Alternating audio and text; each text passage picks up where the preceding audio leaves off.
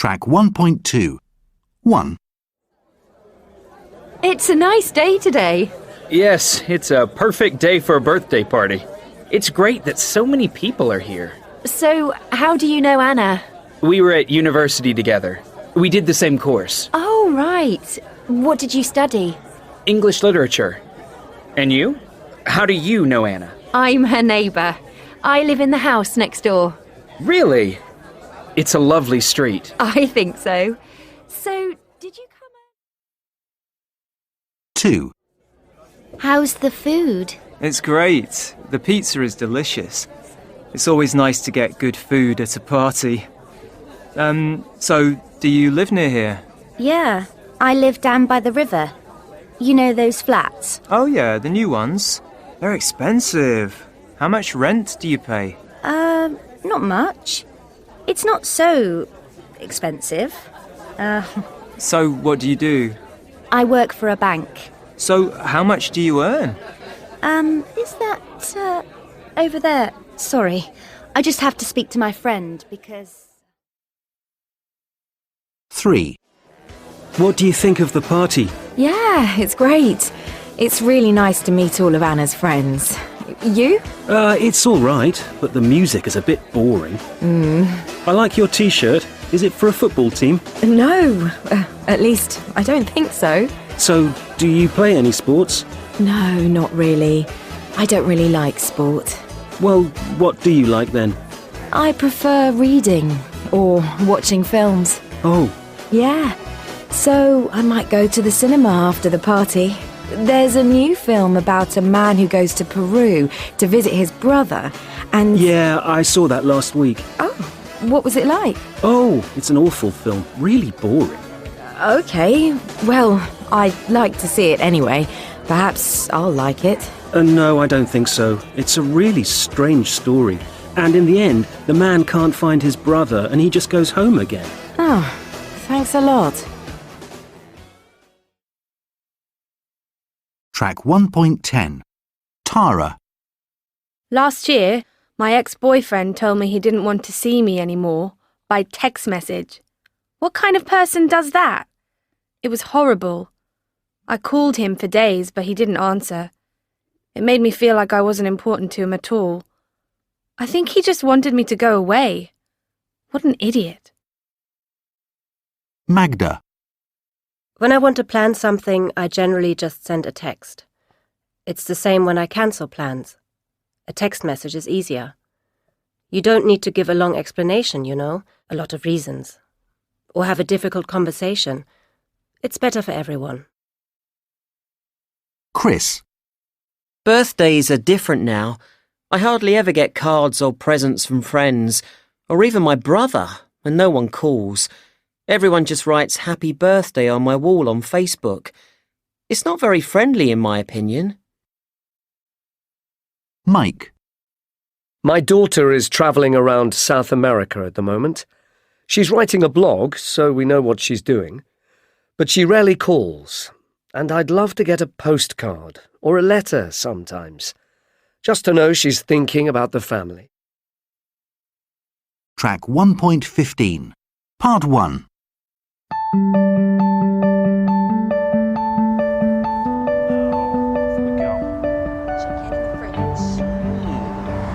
Annie? Rachel! Long time no see. How are you? I'm great.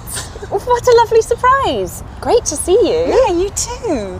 When did we last see each other? Oh, I think it was about 6 years ago. So, where are you living these days? Oh, not far from here. I live on Hampton Street. Do you know it? Yes, I do. That's really close to the centre. How about you? We live on Compton Road. Oh, how nice. My name's Mark, by the way. Hi, nice to meet you. Nice to meet you too. Sorry, yes, Mark's my husband. Husband? Wow, that's fantastic news. When did you get married? 6 months ago. It was 6, Mark. Well, congratulations. I want to know all the details. Look, I'm going to the cafe down the street now to meet Leo, my boyfriend. Would you both like to come? Yeah, that sounds good. Brilliant. Let's go.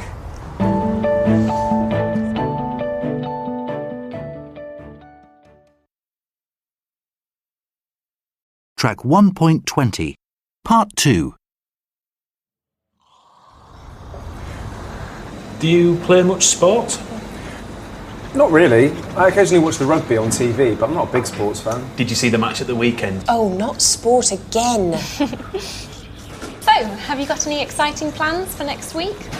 Well, No, not really. Just work. I've got a lot to do in the shop this week because we're going to a wedding next weekend.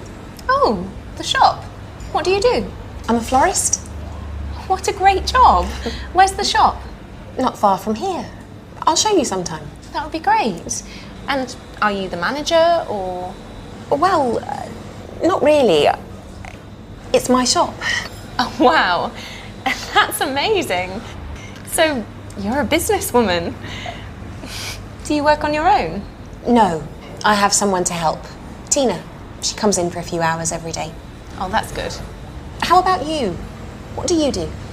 Oh, marketing. Boring.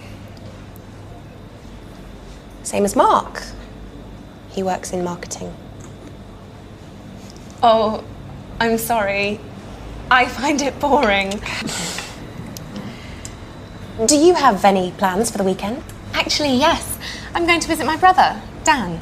Oh, I remember Dan. How is he? He's fine. He's married now to Martina. Oh. Anyway, we really must go. I need to get back to the shop. Yeah, of course. it was really nice to meet you. Yeah, you too. Nice to meet you, Mark. It was great to see you again, Annie. Yeah, we must meet up soon. Definitely. Actually, it's Leo's birthday in a couple of weeks. Perhaps we could meet then. Okay, great. I'll give you a call. And say hello to Dan for me.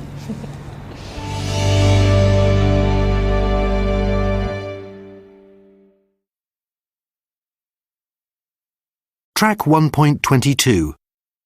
So, are you good about keeping in touch with people? Not really. I always plan to write to people, but then I forget.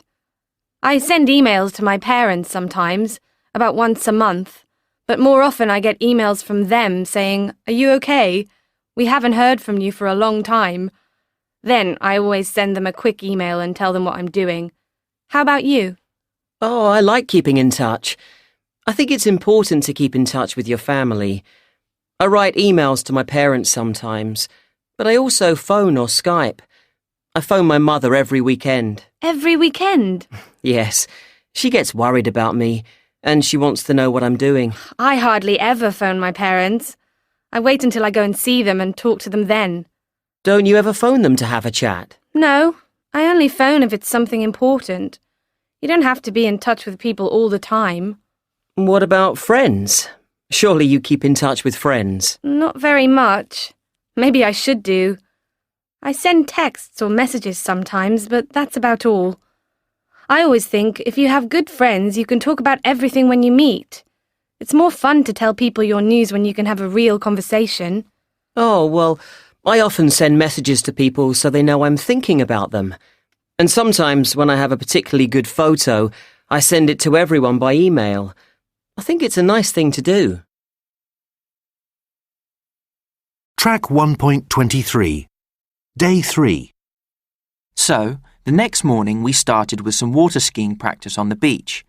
First, they showed us how to stand up on the skis, and then how to fall off safely. The lesson took about an hour, and then we were ready to go out to sea. There were 5 other people in my group who were all very excited, but not me. I was really worried.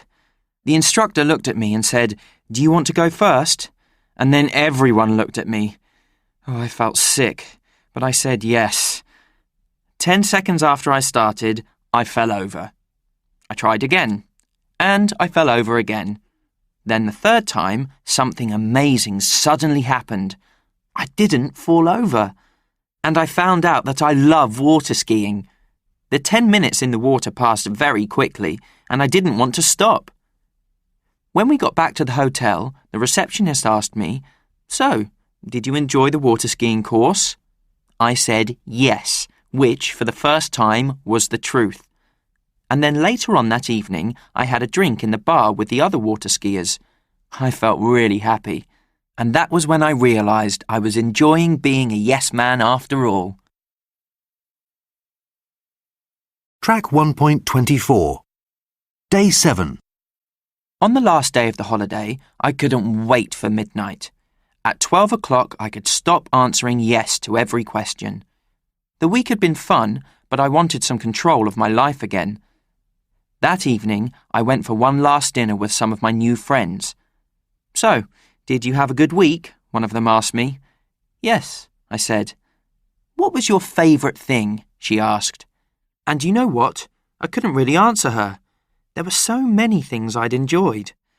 I worked as a waiter for a day.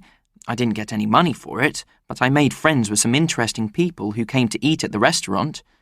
I also spent a day fishing with 5 Greek fishermen and caught several fish. I stayed at a beach party until 6 in the morning. Oh, and I won a dancing competition. Of course, some of my experiences weren't very good. I took the same boat trip 3 times. I went swimming at midnight.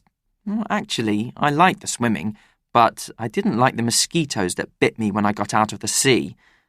And I spent over €200 on souvenirs that I hate. It was great to try new things, but I was glad the week was nearly finished. I wanted to get back home and relax for a day before I started work again on Monday. But day 7 wasn't finished yet. Without thinking, I asked my new friends what they planned to do next. They were all smiling at me. One of them said, "We're flying to Thailand tomorrow. Do you want to come with us? You'd love it." I looked at my watch. It was 11:55. Track 1.33. Well, I was in a rush that morning, and I suppose I set off a bit late. It was raining when I left the house, and there was a lot of traffic on the roads. I got to the airport just before the desk closed. When I boarded the plane, all the other passengers were waiting for me. It was a bit embarrassing, but we took off okay. I had a seat in the middle of the plane, and for the first couple of hours it was fine. So I was reading my book when one of the flight attendants came over and spoke to me. She said that there was something wrong with her seat and that she needed to take mine. I was the last passenger to check in, so they chose me. I asked the flight attendant where I should sit, and she told me that the only place was the toilet. At first, I thought it was a joke, but then I realised that she was serious. So, I was sitting on the toilet when the turbulence started. It was quite frightening because, of course, there was no seat belt in the toilet. I almost fell off a few times. After the turbulence stopped, I opened the door. About 5 passengers were waiting outside to use the toilet. I just closed the door again. And then, to top it all, when we landed at Istanbul, there was a delay of an hour before we could get off the plane because of a problem in the airport. I still can't believe they told me to stay in the toilet for 2 hours. It was terrible.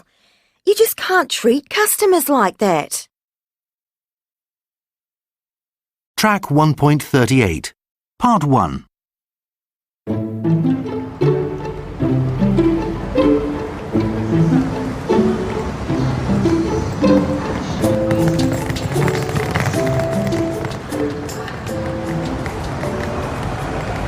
Excuse me?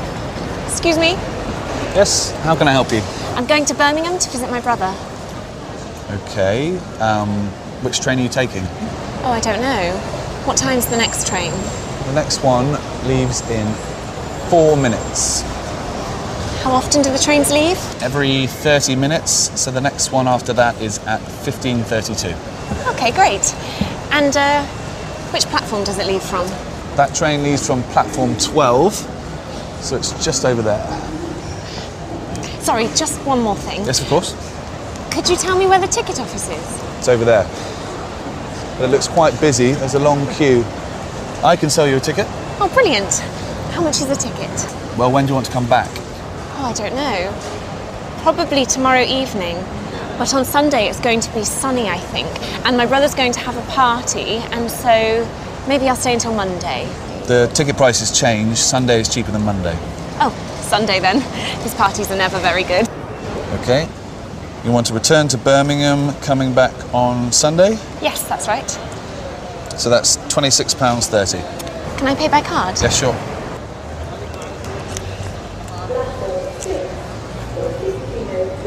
Okay, so here's your card and your ticket. Is there anything else I can help you with? Actually, there is one more thing. Where can I buy a magazine? Is there a newsagent here? Yes, there's one just over there. Great. Thanks so much. No problem. Have a good journey.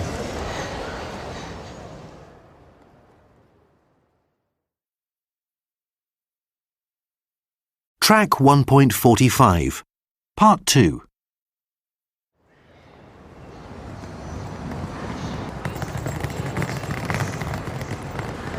He doesn't live in Birmingham anymore. He doesn't live in Birmingham anymore. He doesn't live in Birmingham anymore.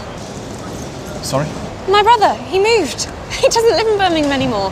He lives in Stratford now. Can I change my ticket?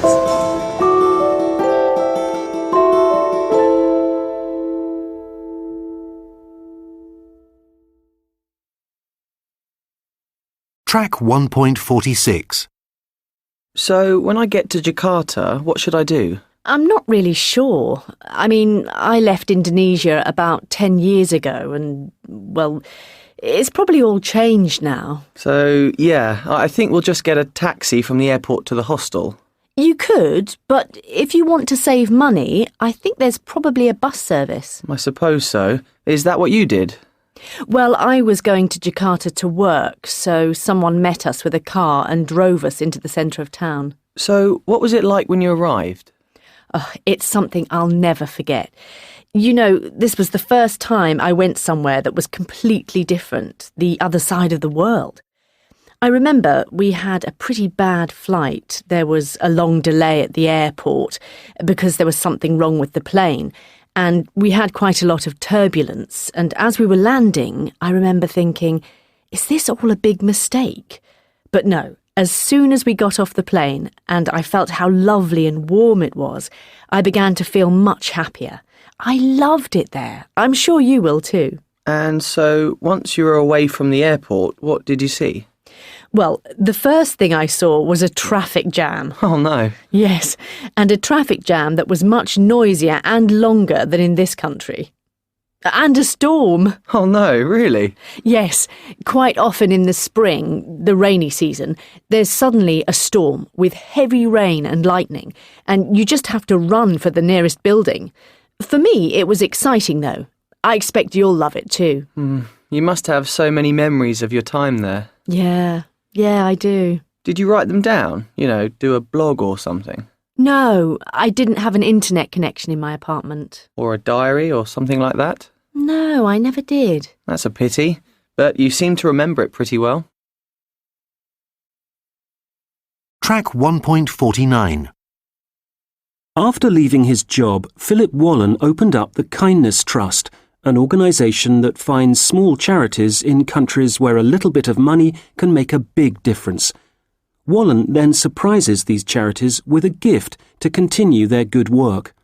So far, he has given money to between 400 and 500 different charities in 40 countries. His money has built schools, children's homes, and homes for animals. A special charity for Wallen is the Morning Star Orphanage in Bangalore. The orphanage started when, 20 years ago, a man called John Sampson found a hungry baby boy in the street.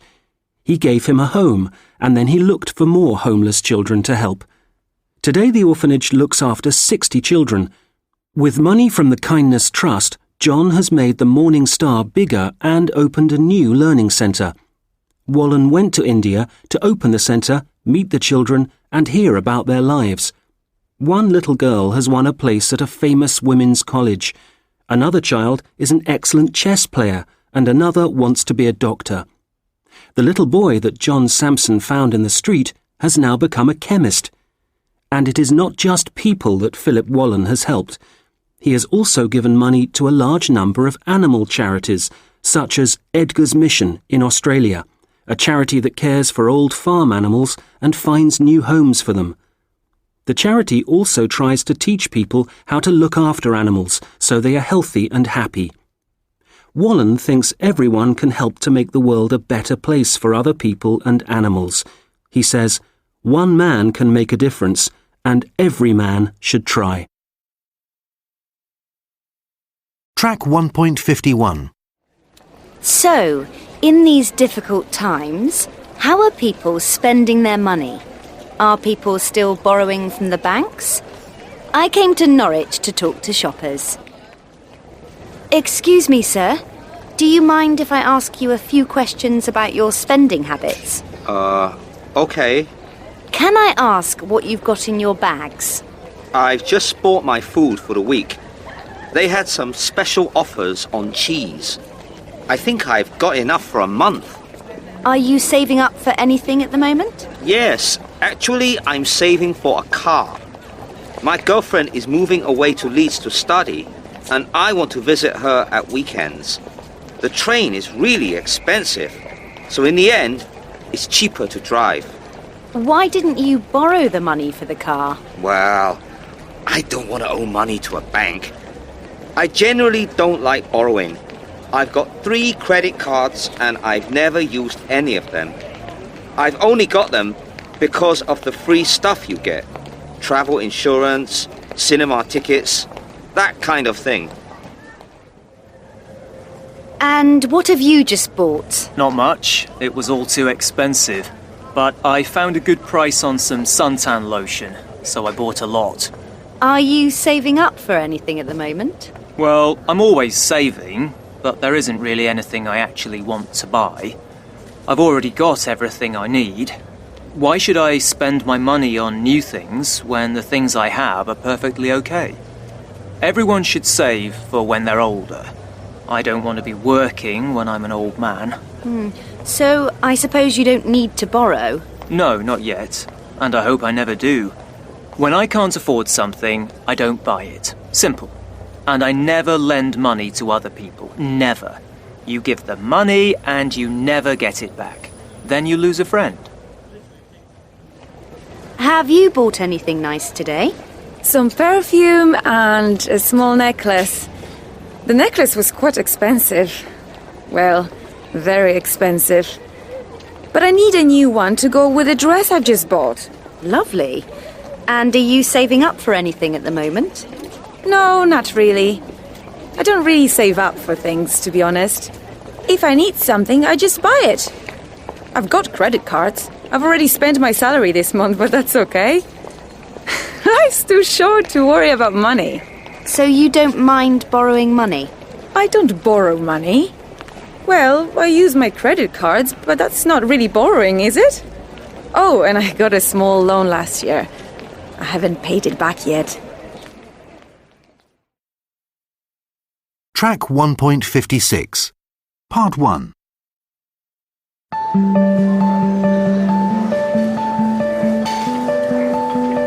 Okay, what's next?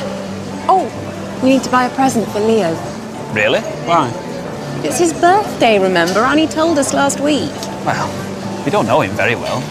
Oh, come on, we need to buy him something. Oh, look, how about this shop? I'm sure we can find something in here.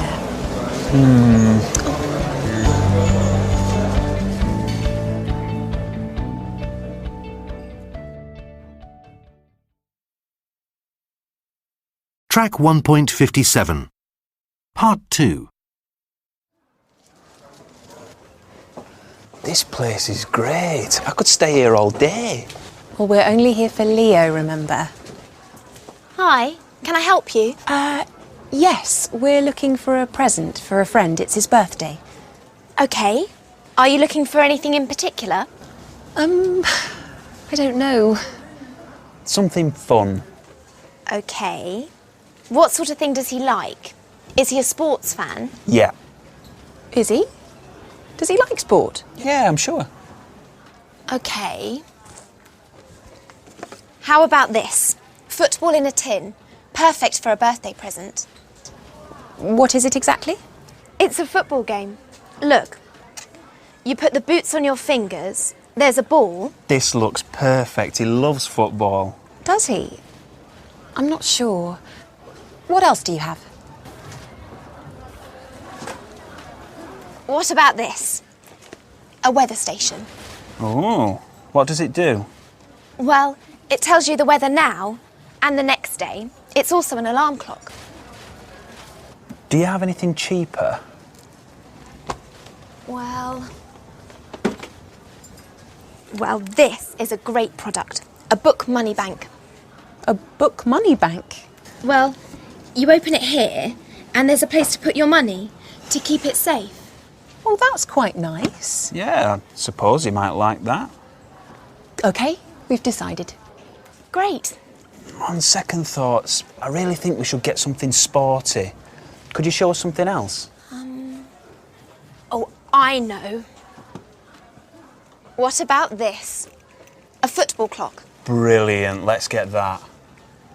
Well, if you really think he likes football... Yeah, of course. He was talking about football the last time we saw him. We'll take it. Was he? I don't remember that.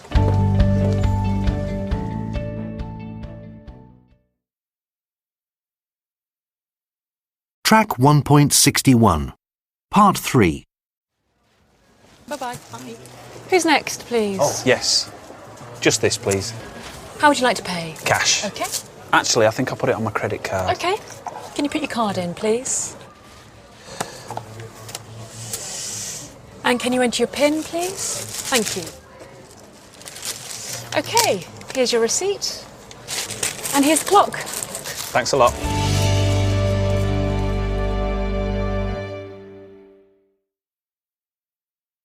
Track 1.62, Shona. I support Oxfam. You see, I had a really happy childhood myself, and I think it's important to help other people in poorer countries have happy childhoods. I haven't got a lot of spare money, but I try and help them in other ways. For example, last year, I ran a marathon and people sponsored me. You know, gave me money for doing the run. I made just over £100, and then, once a month, I make cakes and take them to my office. I sell pieces of cake to my colleagues for morning tea and give the money to Oxfam. Jack. Well, giving to charity's quite easy, really. You can go online and pay with your credit card. I've given money to Greenpeace that way a few times recently. And once a year I sell their calendars, mostly to friends and the people I work with. I think that helping to save our natural world is the most important thing you can do. I think I should do something now, so that my children and my children's children can enjoy the kind of world that I live in.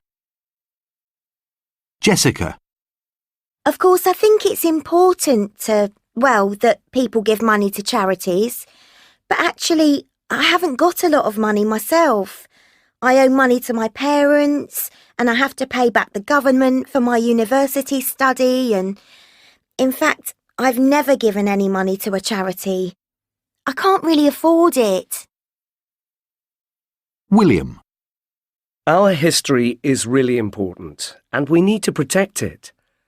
When I think of all the old buildings that we've already lost, it's terrible. So, once every 6 months, I go around my neighbourhood and collect money door to door for the National Trust. I tell people about local places the National Trust want to protect, and they are usually very generous. Track 1.65, Marta. So, Marta, what exactly is a May ball? Well, it's a huge party at our college. They have it every summer after we finish our exams, because we need to celebrate after all that stress. Everyone gets dressed up, and there's food and drink and entertainment. There are 8 different stages and over 70 bands.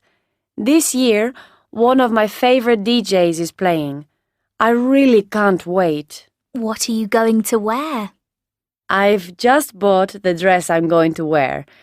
It's dark blue, and I feel really good in it. I'm going to wear it with high heels and some nice jewelry. Is there anything else you need to do? Get ready and sleep. I need to look my best. I'm going to the hairdresser's tomorrow, and the beautician is doing our makeup. Apart from that, I'm not going to leave the house on Saturday. I'm going to get as much sleep as possible. What time are you leaving? The ball doesn't start until 9 p.m., but I'm meeting the others at 7 p.m. so we can start queuing. Everyone says it takes a really long time to get in. But then we're going to stay the whole night, until 6 a.m., when they serve breakfast. Craig. So hi everyone, welcome to today's audio blog. Well, today is the 4th day of my wedding. Everyone's going to be back here again in a few hours. There's going to be more dancing and food, of course. And today they're going to make a special cream from a spice called turmeric and rub it on my face and arms. The idea is that it cleans your skin and makes you ready for marriage. I hope it doesn't hurt. Then tomorrow is the wedding day. It starts at 9 a.m, so quite early, but it finishes in the afternoon, after lunch. My friends are arriving early tomorrow to help me get ready and take me there. I'm going to wear a traditional Indian suit called a kurta pajama. It's actually really comfortable. I'm really excited now. I'm looking forward to seeing all my friends and relatives and, of course, my new wife. But I need to be patient. The first part of an Indian wedding is breakfast with all the guests. The bride eats in a separate room with some of her friends, so I'm not going to see Monisha until the ceremony actually begins later in the morning. Track 1.68. Hello? Hi, Harry, it's me. I'm here. I've just arrived at my hotel. Welcome to Tokyo. Did you have a good journey? Yeah, it was fine. I was so lucky to get a stopover in Japan. And lucky that I'm here to show you around. I've already got a few ideas about what we can do. Okay, but I really don't want to go where all the tourists go. I want to see the real Tokyo. Okay, so we won't go to Disneyland then. And I won't take you to the Imperial Palace either. Okay. I mean, the palace is nice, but it's so crowded. It's really just a place for tourists. Fine. So, shall we start with something to eat? Okay. There's a great noodle restaurant I know. The noodles are delicious, some of the best in Tokyo. And it's also really simple. You just eat quickly and then you leave. So we won't waste any time. Brilliant. After that, I'll take you to Yoyogi Park. It's a huge park and it'll be really busy at the moment because everyone's going to see the cherry blossom. The cherry blossom? Yeah, it's beautiful. You see young people, businessmen in suits, families. Everyone goes to look at the pretty flowers. There are also lots of musicians there, and the teenagers doing cosplay. Who? Well, basically they're people who dress up as characters from computer games and cartoons, that kind of thing. They just do it for fun, but they spend a lot of time and money on it, so they look incredible. Wow! I think I've seen pictures of them before. I'd love to see them in real life. And after that? Well, do you want to do any shopping? Actually, yeah. I want to look for a new camera. Excellent. I'll take you to Akihabara then. There are lots of electronic shops there. And they often have special offers. Perfect. And what are we doing in the evening? I've already booked a room for karaoke. Really? I don't really like karaoke that much. I'm a terrible singer. Yeah, but you haven't tried karaoke Japanese style. I've booked a private room for 6 people. So you, me, and 4 of my friends. You'll love them. They're really good fun. Anyway, I've booked it till 2 a.m. 2 a.m.? Remember my flight leaves at 7 a.m. tomorrow. Don't worry, you won't miss your flight, I promise.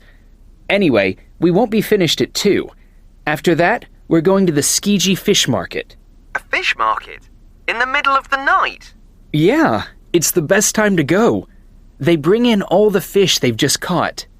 Trust me, it's an amazing sight. Okay.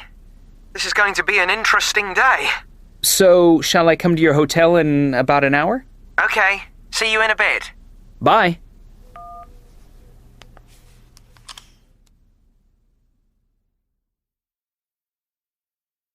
Track 1.75. Airport, please. Okay. Oh. Tired? Yes. And I'm a bit worried about my flight. It leaves in 2 hours. Don't worry. You'll be fine. It only takes half an hour to get there. We've got plenty of time. So, what was your favorite part of the day? Difficult question. I liked all of it. The food was great. The fish market. Well, I've never seen anything like that. Yep. But I think I like the karaoke best. It's such good fun in a private room. I hate it in England, when you do it in front of 50 strangers. Yeah, absolutely.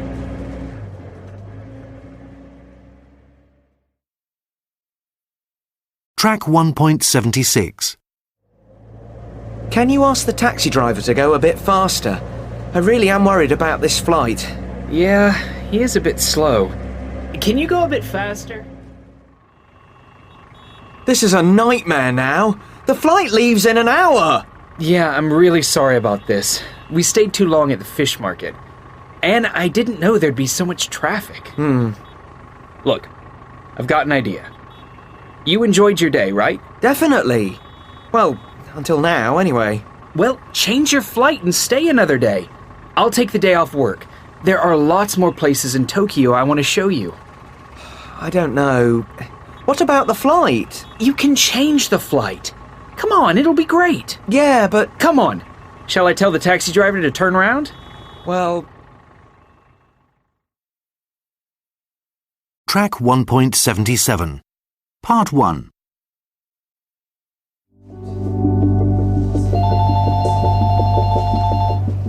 Hello, Fantastic Flowers. Oh, hi. Rachel? Yes? It's Annie. Oh, hi, Annie. How are you? I'm okay, thanks. You? I'm great. Listen, you know it's Leo's birthday this week. Of course. Well, are you doing anything on Wednesday? Would you like to come round for a meal? Oh, that sounds nice. I'll just check. No, we can't do Wednesday, sorry. We're meeting some friends. Oh, okay. How about Thursday? Is that okay for you? Thursday, hang on a minute. Oh, no, sorry, I'm working on Thursday evening. Oh. This week's really busy for us. Next week? Okay. What are you doing on Monday? Just a moment. Nothing. We can do Monday, perfect. Great. What time should we come round? Let's say 7 o'clock. Okay. And would you like us to bring anything? No, nothing. See you on Monday then. Great. See you then. Bye.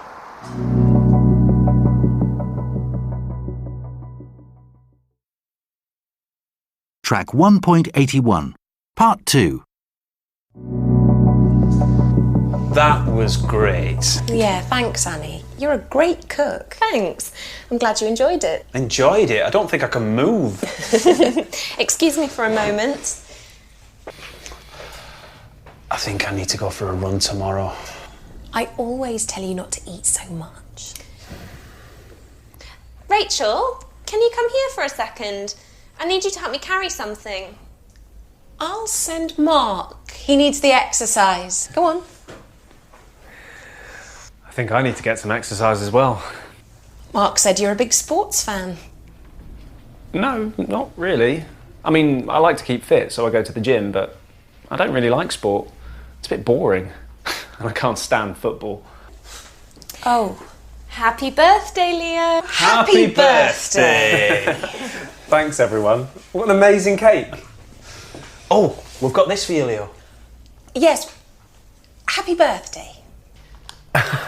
You really didn't need to.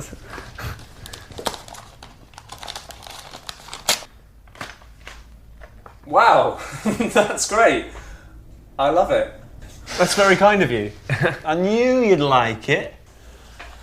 Actually, Leo, I was thinking, since you're a sports fan, maybe we could do something together sometime.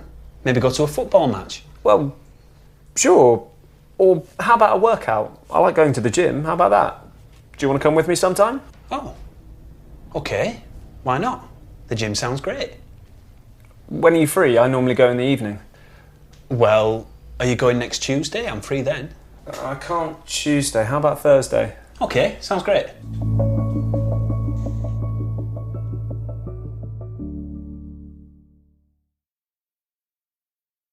Track 1.85. Susanna. I don't really like having a party at home to celebrate. It's too much work. I think it's better to go out together and find a nice place where you can celebrate. Then you can all have a good time together. This weekend, it's my 21st birthday, and we're going to book a function room at a hotel and have a big party there. All my friends are coming, and we're going to have a band and a DJ. Everyone's going to look their best. All the men are going to wear suits, and I'm going to buy a new dress.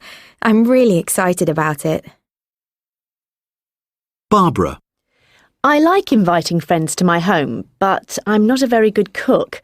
I always get very stressed if I have to cook meals for people.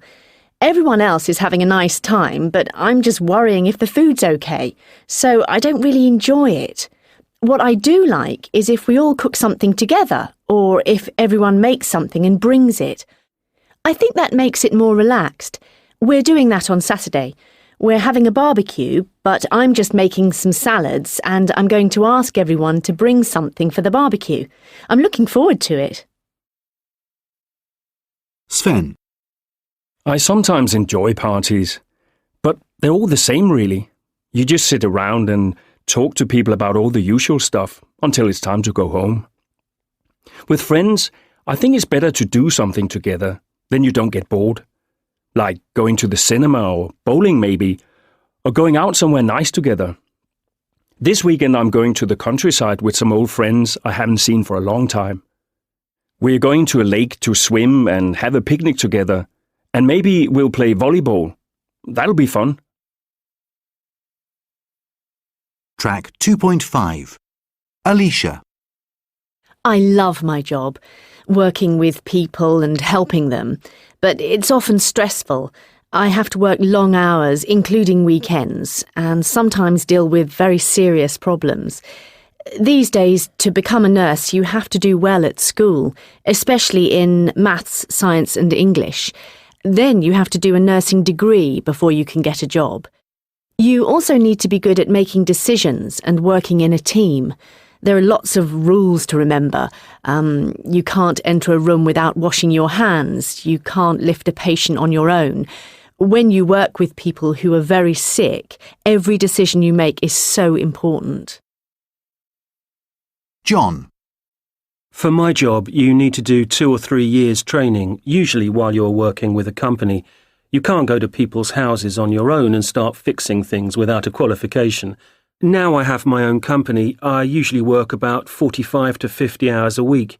It can be tiring, and of course you have to be careful, especially when you're tired. There are a lot of health and safety rules. For example, you always have to switch off the mains power. I heard of one guy who forgot and nearly died.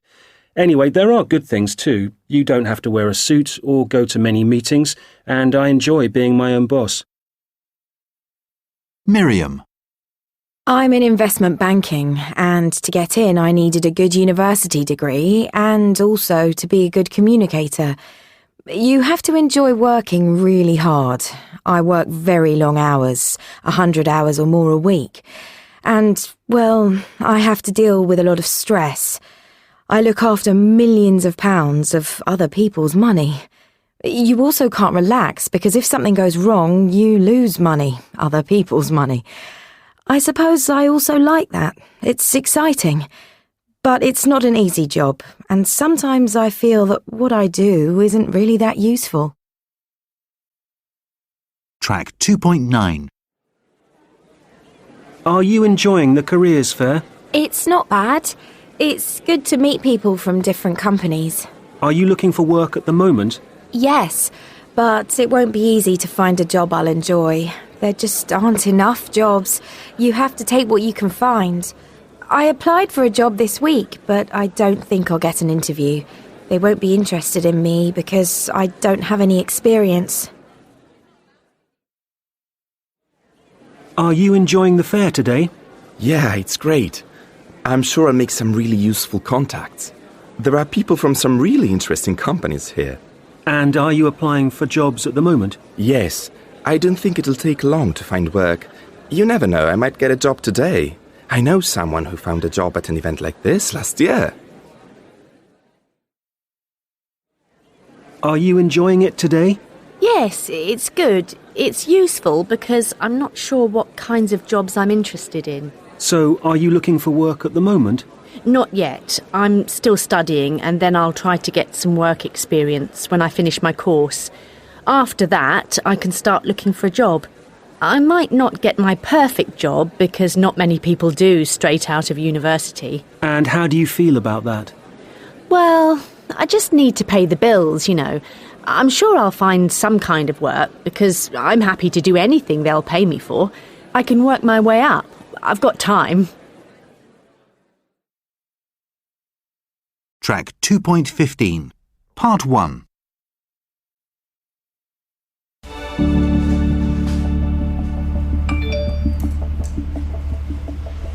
Oh dear. Is everything okay? I'm not sure, really. I've just got a text message from my friend Annie. Do you remember her? Yeah, of course. Yeah. Well, she says she's had some bad news and she needs to talk to me. Oh dear. I hope she's okay. I'd better give her a ring. Or maybe I should go and see her. Yeah, maybe you should. I'll finish things here if you want. But I can't leave you here on your own. I'll be fine. Don't worry about it. But we've still got so much to do. Oh, it doesn't matter. Honestly, I'll be okay. I don't want to leave you with too much work. It doesn't seem very fair. It means you won't be able to leave early today. Oh, never mind. Look, why don't you tell me what we still need to do and I'll write a list. Then you can go and see Annie. Okay, well, if you're sure. Of course, it's no problem. Well...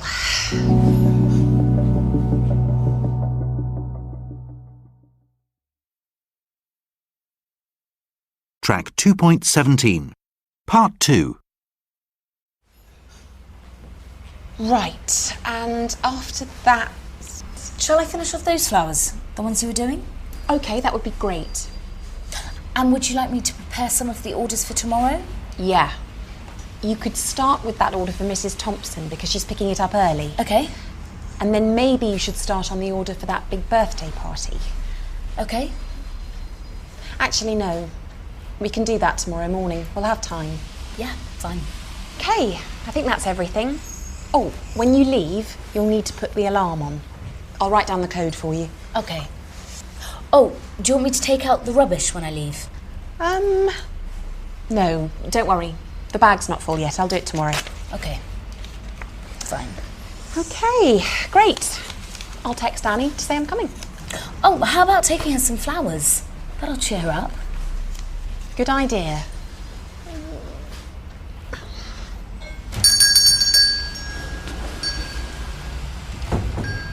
Oh, hello. How can I help? Hi, yeah. I just wanted to make an order for some flowers.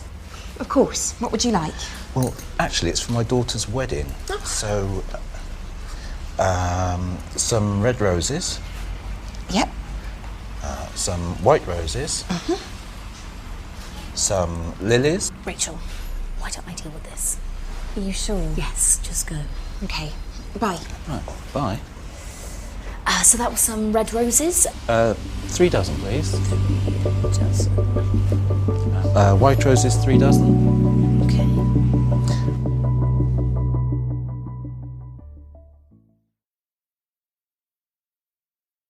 Track 2.20. Are you working this summer? Yeah, I've got a job in a cafe, same as last year. How about you? I don't know. I usually work in a supermarket, but I don't like it much. It's so tiring and you have to start really early in the morning. I might look for a different job this summer. What's working in a cafe like? Oh, it's good. It gets quite busy, so you need to be good at working really fast. But I like that. Well, that's the same as a supermarket. Yeah, but it's good fun too. You're working in a team and you meet lots of people. It's great. Is the pay good? Not bad. And you can sometimes make quite a lot from tips. Really? How much do you make in tips? It depends. I can sometimes make £20 in one day. Wow, that sounds good. It's not always that much, though. Listen, why don't you apply for a job? I'm sure they'll give you one. They're always looking for new people. Yeah, I don't know. I've never worked in a cafe.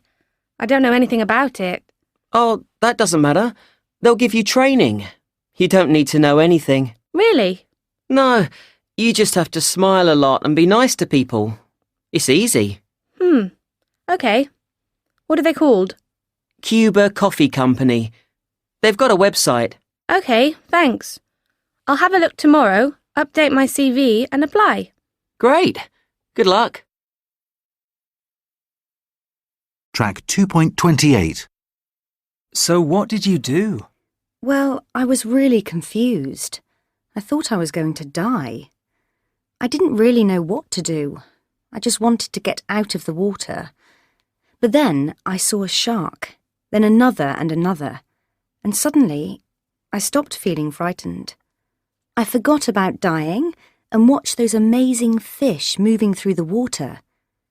Seeing those sharks probably saved my life because they made me feel relaxed.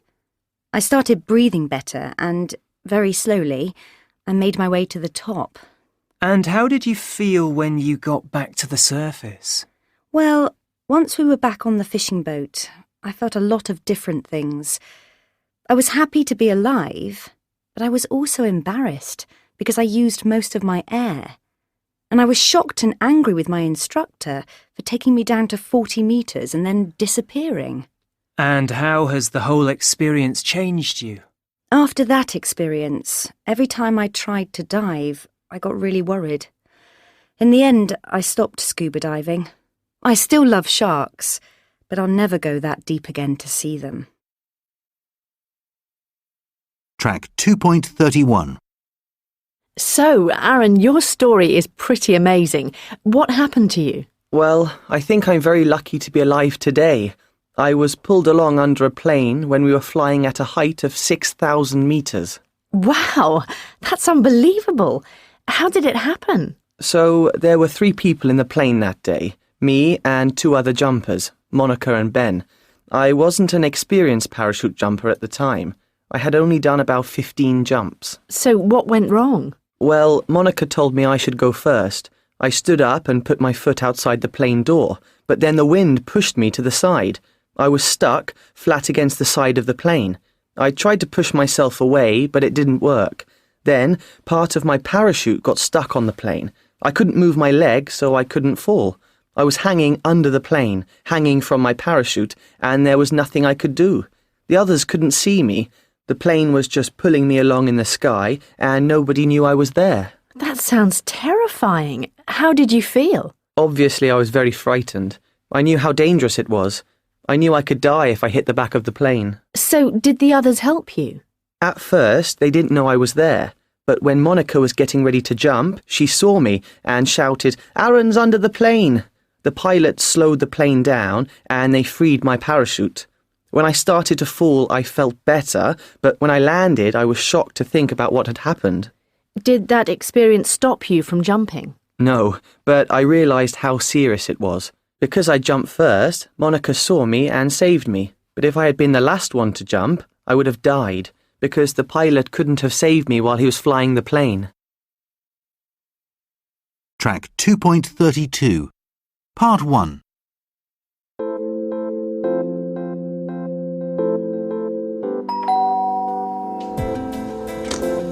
Hi, Annie. Oh, hi, Rachel. Thanks for coming. That's okay.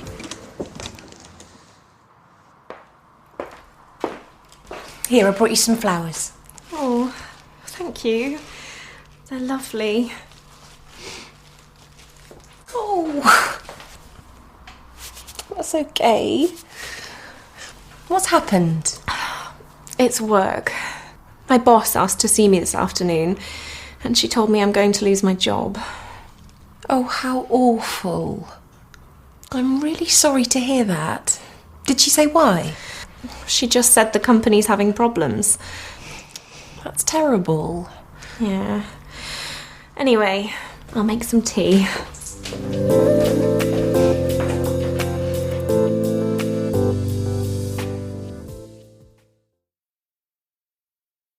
Track 2.34, Part 2.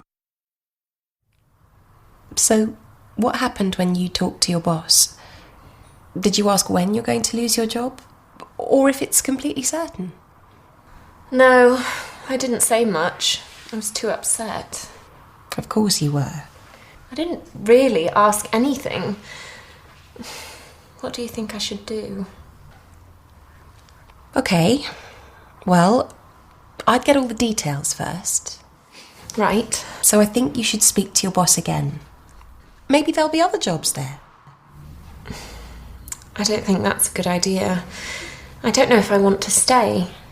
Lots of people are unhappy there. And I don't think there are any other jobs anyway. Okay, but I think it's a good idea to ask. You don't know what she'll say. I suppose so. And why don't you speak to some of the people you work with?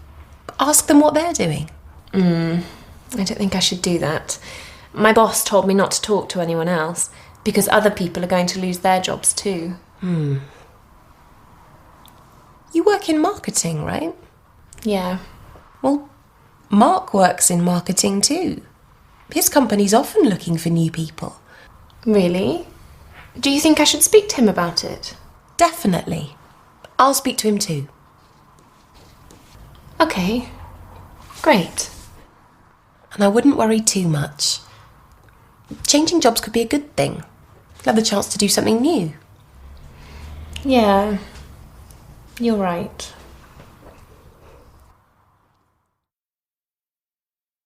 Track 2.38, Part 3. Is that everything, Annie? Has something else happened? No, it's stupid. Come on, you can tell me. Well, it's just... I called Leo to talk about my job, but he didn't answer the phone. I sent him a text, but he still hasn't replied. Well, don't worry. I'm sure he'll call you soon. Yeah. Maybe he's not interested in me anymore. I don't know. You shouldn't worry. He's probably just busy at work. You're right. You're right. Everything will be fine. Call Mark tomorrow. I'll tell him what's happened when he comes home tonight. Okay. And I'm sure Leo will ring you soon. Thanks, Rachel, for your help. That's okay. That's what friends are for.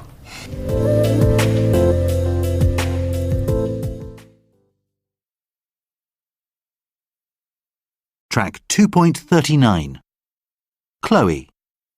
The problem is that I think about my job even in my free time. I'm so busy during the day, I don't have time to think. And then when I get home, I spend all my time thinking and worrying. You see, my old boss had to leave in a hurry, a family problem, and they gave me his job. But I haven't had any training, and I don't feel ready to be a manager and make decisions.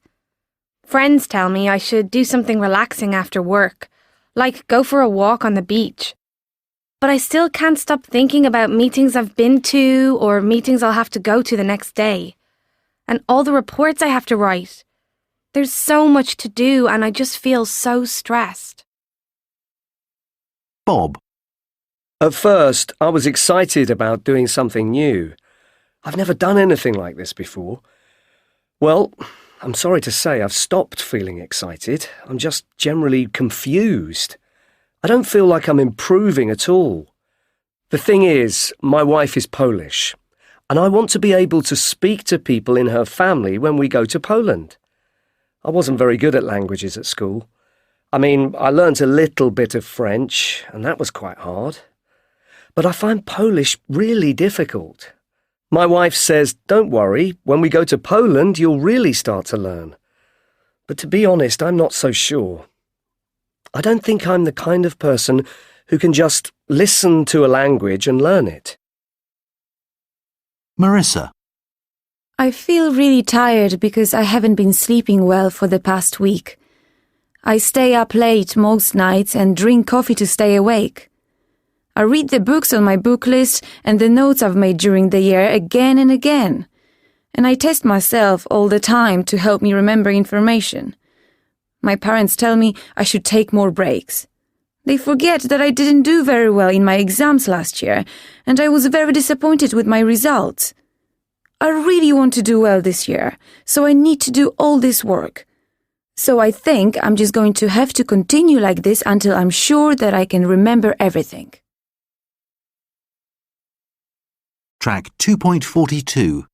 Rivaldo.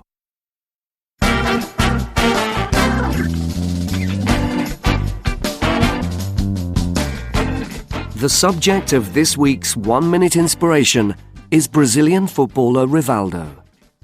Rivaldo came from a very poor family. They didn't have enough to eat, and so, growing up, he had some serious health problems. As a teenager, he spent his days on the beach. He sold souvenirs to tourists in the morning and played football in the evening. Rivaldo got on very well with his father, who was sure that one of his 3 sons would become a professional footballer. But when Rivaldo was only 16, his father died in a car crash. Rivaldo wanted to give up football and didn't play for a month, but his mother told him he should make his father's dream come true. Later that year, he got an offer to join Paulistano, a small football club in his hometown. He didn't get paid much, and he sometimes had to walk 15 kilometers to go to training, because he did not have enough money for the bus. He worked very hard at the club, but because of his health problems, his coach did not believe he could get fit enough to be a star. But Rivaldo proved the coach wrong, and became one of the best footballers in the world. He played for Brazil and helped them to win the 2002 World Cup. He also played for Barcelona, who paid a $26 million transfer fee for him. Rivaldo dedicates his success to his father, who he says was always with him.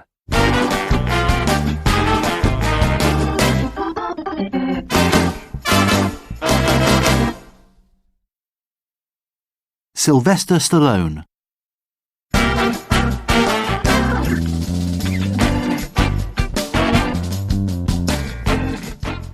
One-minute inspiration this week comes straight from Hollywood. Sylvester Stallone grew up in a poor neighborhood in New York. He had a difficult childhood, and after his parents got divorced, he got into trouble at school. When he left school, he managed to get a degree before looking for work in films. But Stallone couldn't get regular work as an actor. In 1975, he was at his poorest. He had got married, and his wife was going to have a baby. He got a job at a cinema, and another at a zoo to pay the bills, but he didn't even have enough money to feed his dog. Instead, he sold his dog for $50 to a man outside a shop and walked away crying. 2 weeks later, he was watching a boxing match, and he had an idea. In just 20 hours, he wrote the script for Rocky. Then he tried to sell it. Amazingly, he got an offer of $325,000 from a film studio. But he said no. He told the studio he wanted to play Rocky in the movie.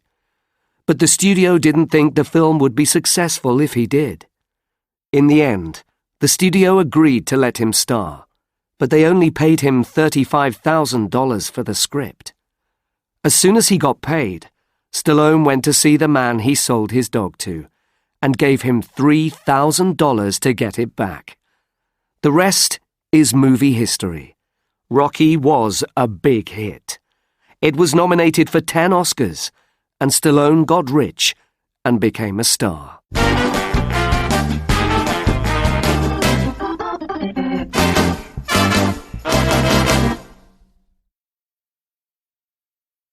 Track 2.49. Part 1.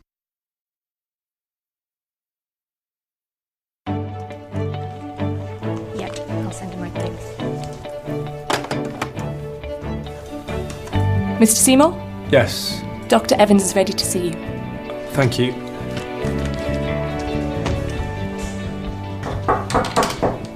Come in.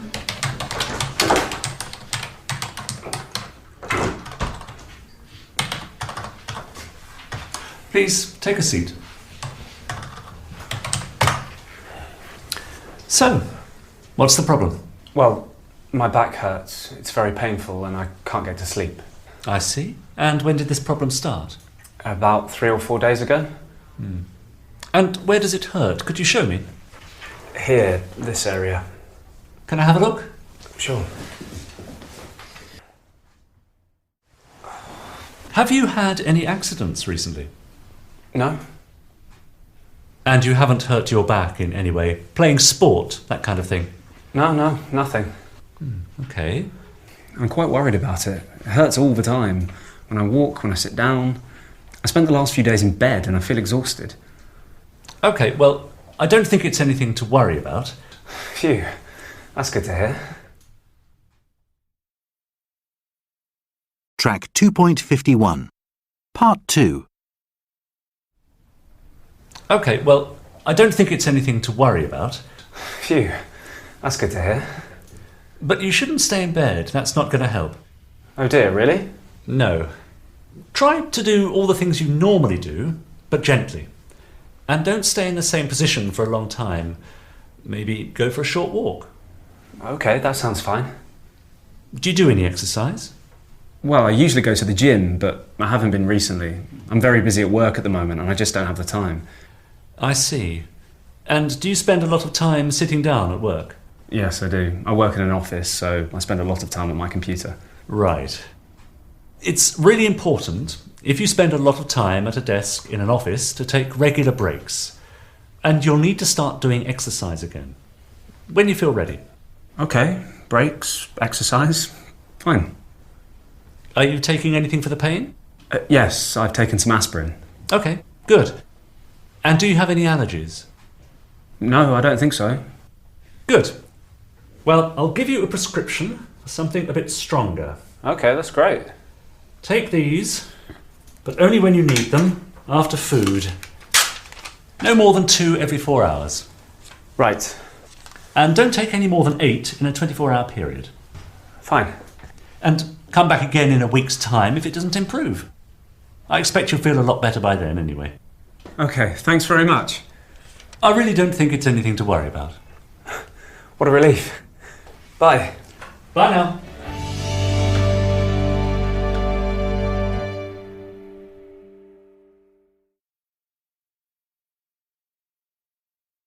Track 2.56.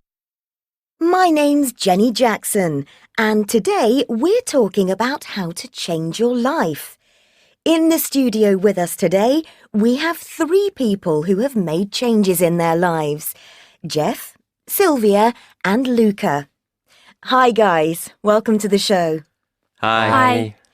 So, first of all, Jeff, can you tell us what your problem was? Why did you need to make a change? Well, one day I suddenly realized that if I wanted to buy a new car or my own apartment, I needed to save some money. I see. Why didn't you have any money? Well, I used to spend a lot of money on things that I didn't really need. So, for example, I used to go out for dinner at a restaurant at least 4 times a week. I loved getting new things, like, the latest phone, clothes.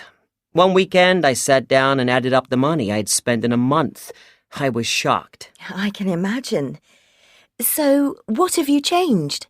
Well, now I eat at home most of the time. And I think, do I need this before I buy something new? I've saved almost £5,000. I'm really pleased with myself. Cool, that's great. Next up, we have Sylvia. Sylvia, tell us about your change. Hi, Jenny. Well, my story began when one day I had to walk up a hill. When I got to the top, it was difficult to breathe. I was so unfit. The problem is I really hate most kinds of exercise. Running, cycling, swimming. Then this friend said, "Why don't you come to a dance class?" The first time was so hard I had to sit down and rest, but but I enjoyed it. So I went back again, and again, and very slowly I'm getting fitter and losing weight. I climbed that hill again last week. Easy. That's great, Sylvia. I really need to get fit myself. Anyhow, last up we have Luca. Hi, Luca. Hi. So, Luca, what did you need to change? Well, about 6 months ago, I realized that I had a very small number of friends. But if I thought back, well, 7, 8 years ago, I used to have a lot of friends. And I asked myself, why is that? Well, some of them got married and had children, and their lives sort of went in another direction. And a couple of friends got job offers overseas. But when I thought about it a bit more, well, another answer was, I'm a bit lazy. Lazy about keeping in touch with people. I see. So, what did you do about it? So I started to get in touch with my old friends. And then, after that, I had to stay in contact and arrange to meet them again. Now I find that people call me. And the great thing is, we still enjoy the things that we used to. Well, thanks so much, guys, for sharing your story with us. It just shows that we can all make that change if we decide to do it. Track 2.60. Number 1 is false. Only 4 of the songs on Thriller were written by Michael Jackson. Number 2 is true. The performance wasn't very successful. The orchestra made a mistake. It was also a very cold day, and the audience was cold and tired at the end of the performance. Number 3 is false. The Mona Lisa was painted by Leonardo da Vinci. Number 4 is true. The Dark Knight Rises contains many of the ideas in A Tale of Two Cities. Number 5 is false. Morgan Freeman is in the film, but the main character is played by Tim Robbins. Number 6 is false. Game of Thrones is directed by many different people, but not Peter Jackson. Number 7 is true, although of course none of the magical places are real places. Number 8 is false. The building was designed by Antoni Gaudí. Track 2.61.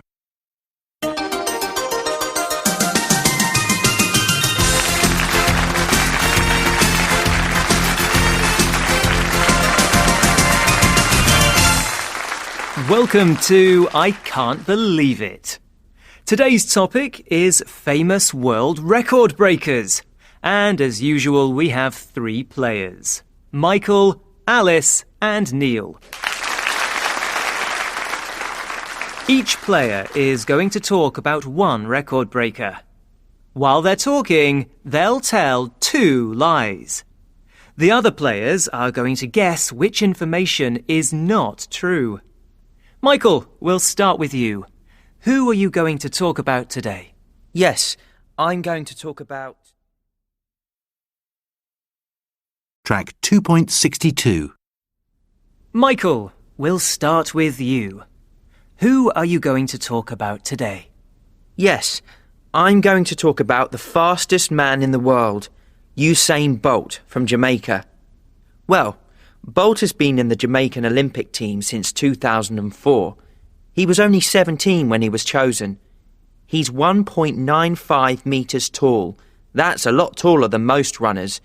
And because of this, his teammates call him Giraffe. Runners as tall as Usain don't usually win races, so it's amazing that he's held both the 100 metres and 200 metres world records since 2008.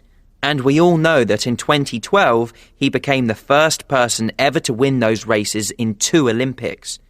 In the 100 metres in 2012, he forgot to tie his shoes, and he also slowed down at the end of the race.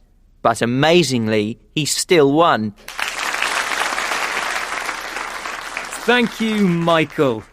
Alice and Neil, can you guess what Michael's lies were? Track 2.63. Thank you, Michael. Alice and Neil, can you guess what Michael's lies were? I don't think it's true that he slowed down at the end of the race. Michael, is that true? It is true, actually. Ah, bad luck, Alice. Neil? Well, I don't think he forgot to tie his shoes. You're right.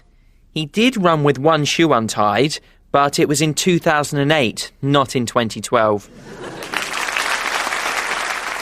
Well done on that one, Neil. What was lie number 2? Is it true that tall runners don't usually win races? Yes, that one's also true. So, what was the lie, Michael? Well, he is very tall, but his teammates don't call him Giraffe.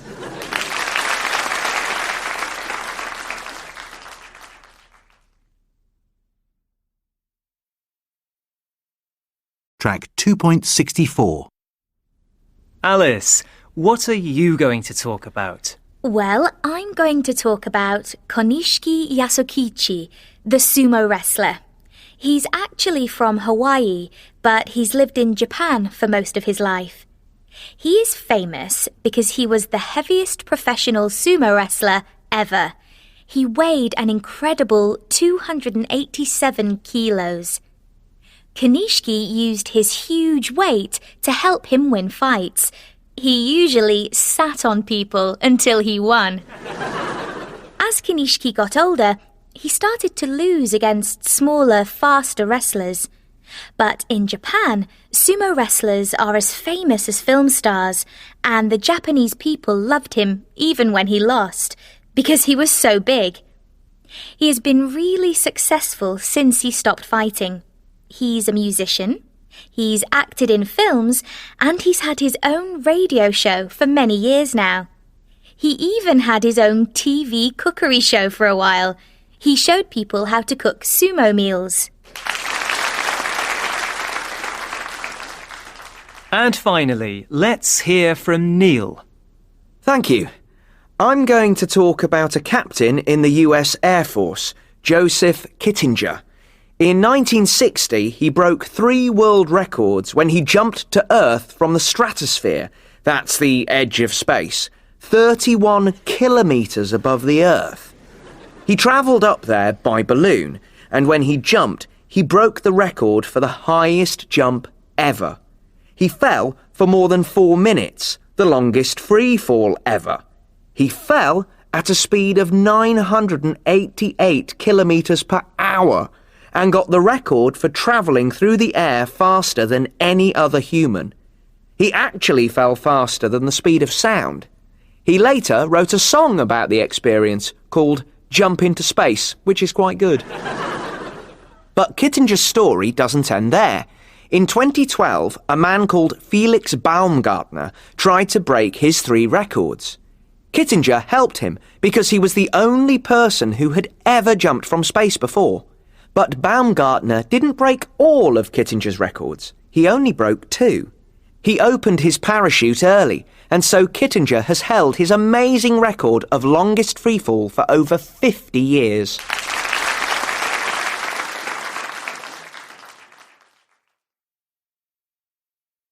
Track 2.65. Thank you, Alice. Right, Neil and Michael, what do you think the lies were about Konishiki Yasukichi? I don't know. I don't think he sat on people in his fights. That sounds too dangerous. Alice? You're right. That isn't true. He won his fights by pushing the other man out of the ring, not by sitting on him. Well done, Neil.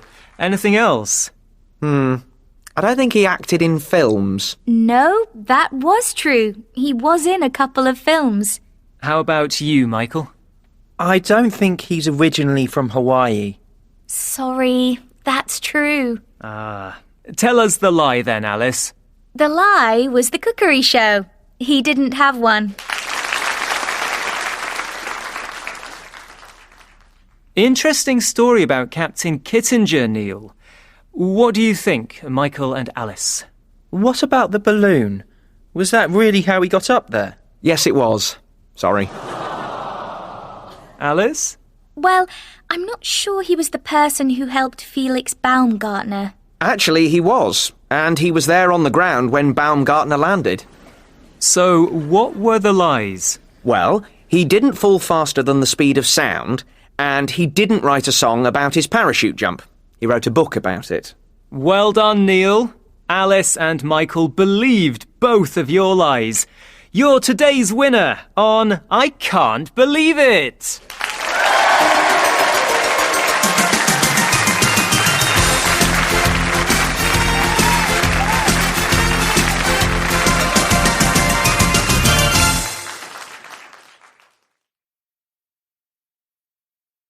Track 2.68. Part 1.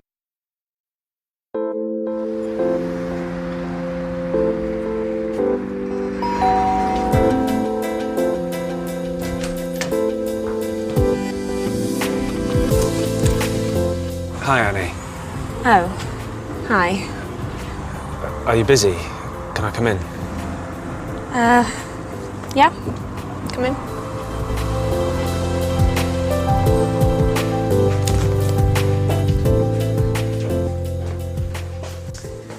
Do you want anything to drink? A coffee? No, I'm fine. So, how are you? I'm okay. Look, I'm really sorry I haven't called you. It doesn't matter. No, look, let me explain. I couldn't call or send you a message. I've had a really bad back. I was in bed for days. What do you mean you couldn't call? Did your arm stop working? How hard is it to call someone? No, you don't understand. I was going to call you, but I couldn't find my mobile. I don't know, Leo. How can I believe you? It's true. I thought you were avoiding me. No, of course not. So, what happened? Did you have an accident? No, nothing. I just woke up one day and it was hurting. And then every day it got worse. Oh. So in the end I went to the doctor. And what did the doctor say?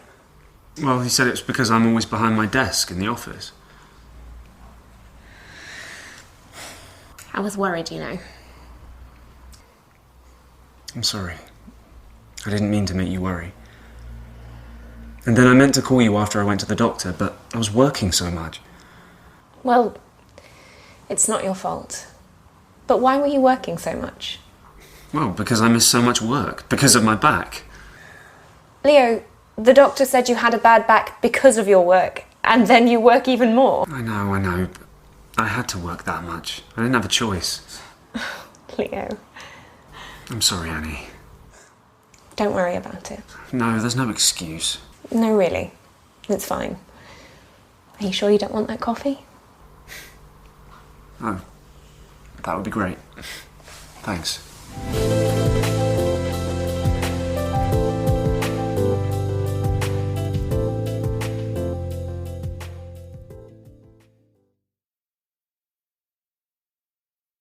Track 2.73. Part 2.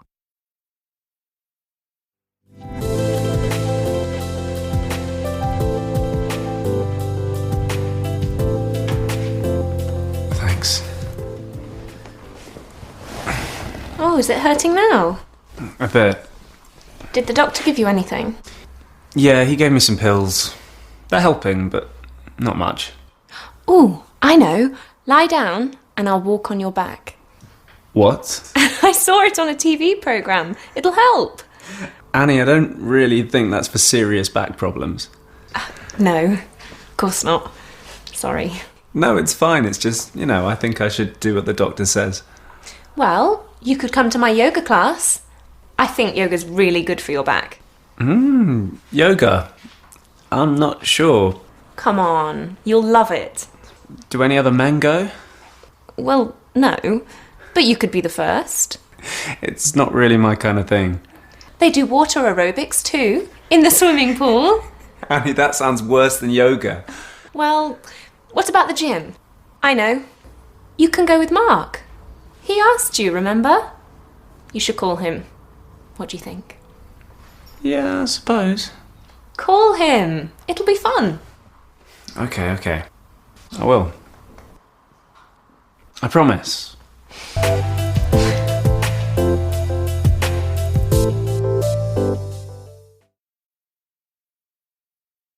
Track 2.74. 1. I'm reading a book called 2 Lives. I've had this book for about a year, but I only started reading it last week. It's about a man and a woman who fall in love, but then something happens in the family and the man has to leave. He goes abroad and lives there, but then he comes back and they meet again years later. The man still loves her, but of course he's been away for years and now she's found another man and she's going to marry him. I don't know what's going to happen, but I hope they'll be happy in the end. I'm really enjoying it. I usually read it on the way to work. 2. I'm reading a very good book at the moment. It's fiction, but I think it's based on a true story. It's called Eye of the Storm, and it's about a hurricane, a very strong storm, which is coming towards the coast of Florida in the USA.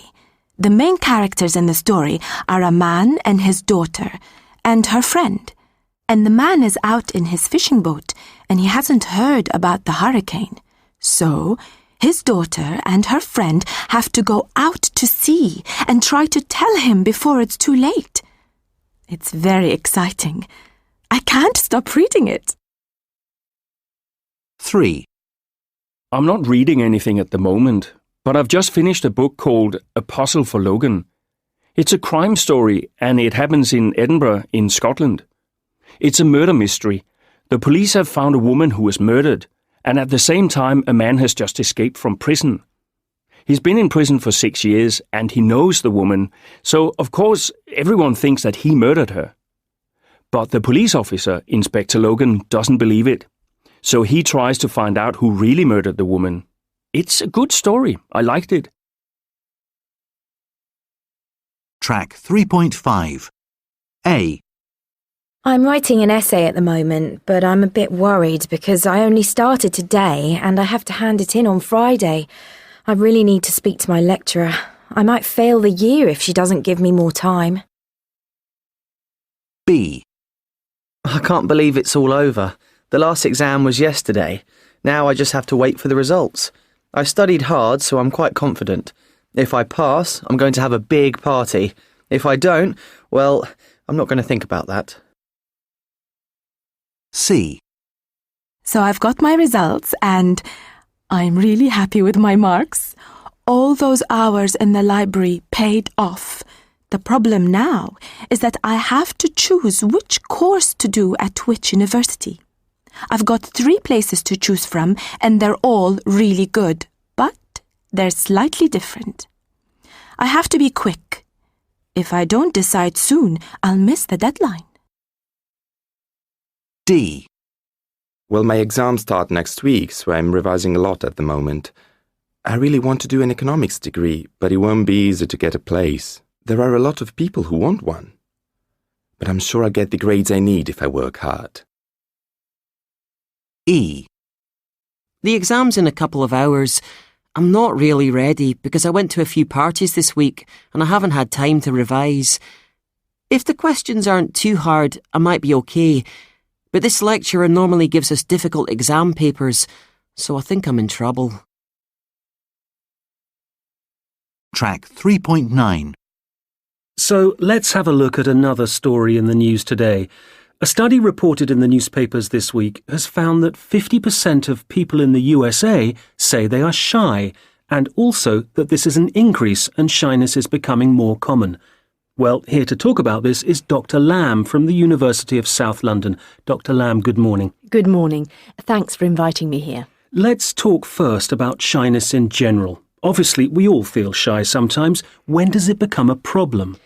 Well, it becomes a problem when it stops you doing what you want to do. Shy people normally want to communicate with other people. They don't want to be on their own, but they find it difficult when they need to talk to other people, or when people talk to them. OK, and is it true that people are becoming shyer? Is shyness becoming more common in the world? That's a difficult question to answer, but some people say that modern technology is making us shyer. Yes, in fact the study mentions technology. What is the relationship between technology and shyness? Yes, well, the idea is basically that we speak to other people much less now because of technology. The internet has changed things a lot. We maybe use email or Facebook more than we talk on the phone or meet our friends. We check our bank account online. We don't go to the bank much anymore and speak to someone. We book our holidays online, not at a travel agent's. So there are all these things.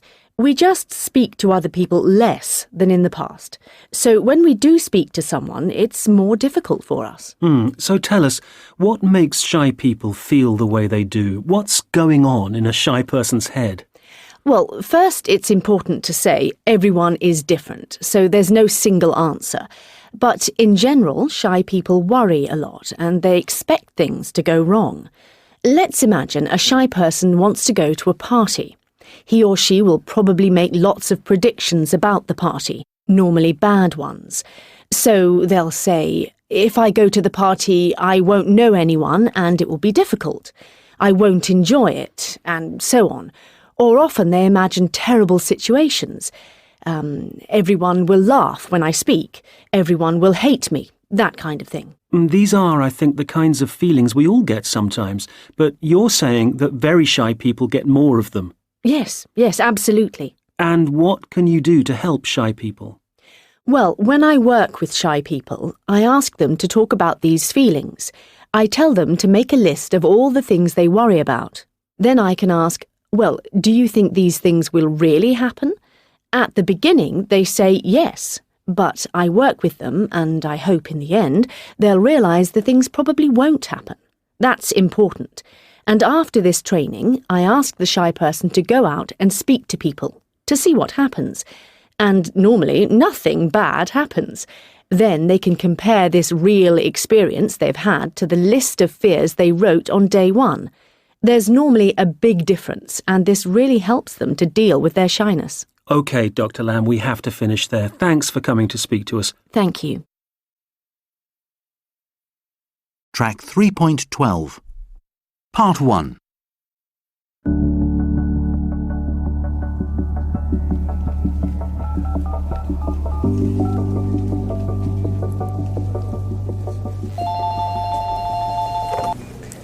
Good morning, Turner and Collins.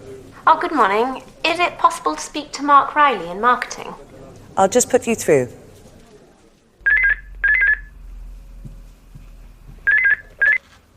Hello, Mark Riley's phone. Oh, hello. Is Mark there? I'm afraid he's not available. He's in a meeting. Can I take a message? Can you just tell him that I called? And who's calling, please? This is Annie Morton speaking. OK, and shall I ask him to call you back? Yes, please.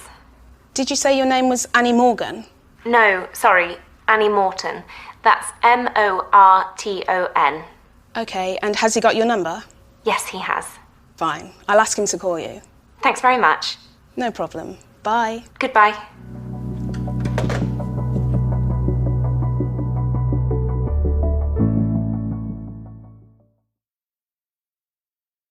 Track 3.14. Part 2. So how are you doing?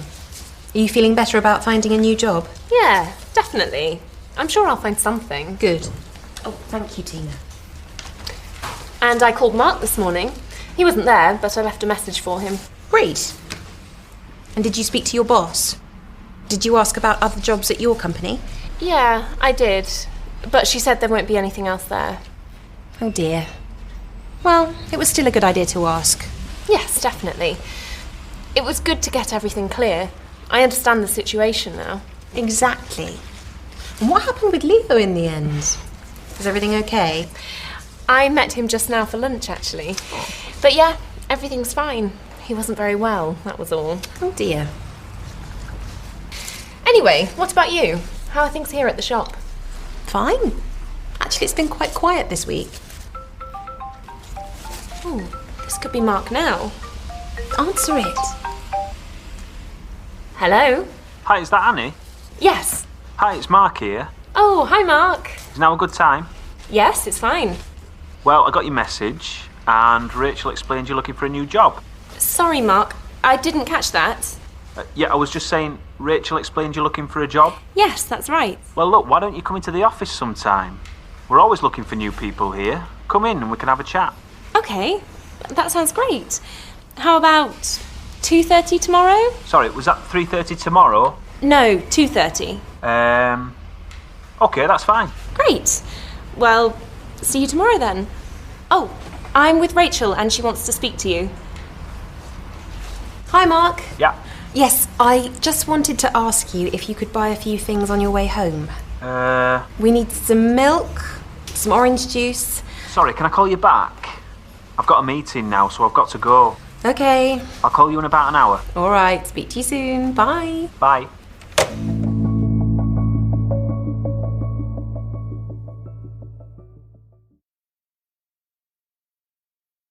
Track 3.19. Hi, Yanina. What are you reading? I'm just looking at the course information for next year. Oh, okay. It says that one of the psychology courses I have to do is going to be online. That's good. You think so? I've never done an online course. I did one this year. It was great. I wouldn't mind doing my whole degree online. Really, Roberta? What's so good about it? Well, we only had about 2 classes on the whole course, and they recorded them and put them online anyway. I was free to study whenever I wanted. Good for people like me who are always late for classes. Yeah, I don't have a problem with that, but it sounds good. I mean, you still have to write essays and hand things in on time and all that kind of thing. Of course. And I got good grades on that course. But didn't you miss asking your teachers questions? And what about meeting other students? Well, we could go and meet the teachers if we wanted to. You know, make an appointment and ask about something one-to-one. And at the beginning of the course, we had to write an online profile. We had students from all around the world in our class, so the profiles were really interesting. How many international students were there? About 15, I think. And from all kinds of different places. Colombia, China, Morocco, Turkey, Oman, all over the place. And did they talk about their countries a lot? Yeah, that's what I really enjoyed. The only thing I'm not sure of, well, you know that my IT skills aren't very good. Like, I'm okay making documents and using the internet. But this could be a bit more, I don't know, difficult. Not really. You don't need any special skills. It's quite easy. And there's an introduction course you can do. Yeah, I was just reading about that. At least it's free. Yeah, you should do it, Yanina. It's only 2 weeks long and you can do it any time. It really helped me. Okay, sounds like a good idea. Track 3.20. Downloading is in the news again, with the news that more people downloaded the hit show Game of Thrones than actually watched it on TV. We're often told that downloading illegally from the internet is the same as stealing from a shop. But do people really believe this? We asked the people of Camden Town, if you wanted to watch a TV programme but it wasn't available in your country, would you download it illegally? Maybe. I don't know. Yeah, if the programme wasn't available, I'd download it. What if it was on TV in your country, but not for another month? Yeah, I would still download it. What's the difference? Downloading doesn't hurt anyone, and no one ever gets into trouble. It would just mean I didn't need to wait a month. Maybe it depends who made the programme. I don't think the big companies that make these TV programmes are poor. Or the actors are rich enough. But if it was a film made by a small company, it would be a bit different. I'd prefer to pay a company like that because they need the money. No, I wouldn't. I just watch what's on TV. No need to download things. And how about a book? Would you download a book? Well, No. It would be illegal, I think. But what if it was a book that you knew was in your local library, but you didn't have time to go to the library? Well, I suppose. If it was in the library. But no. It's illegal. I wouldn't do it. A TV programme? Of course, why not? It's easy. Everyone does it.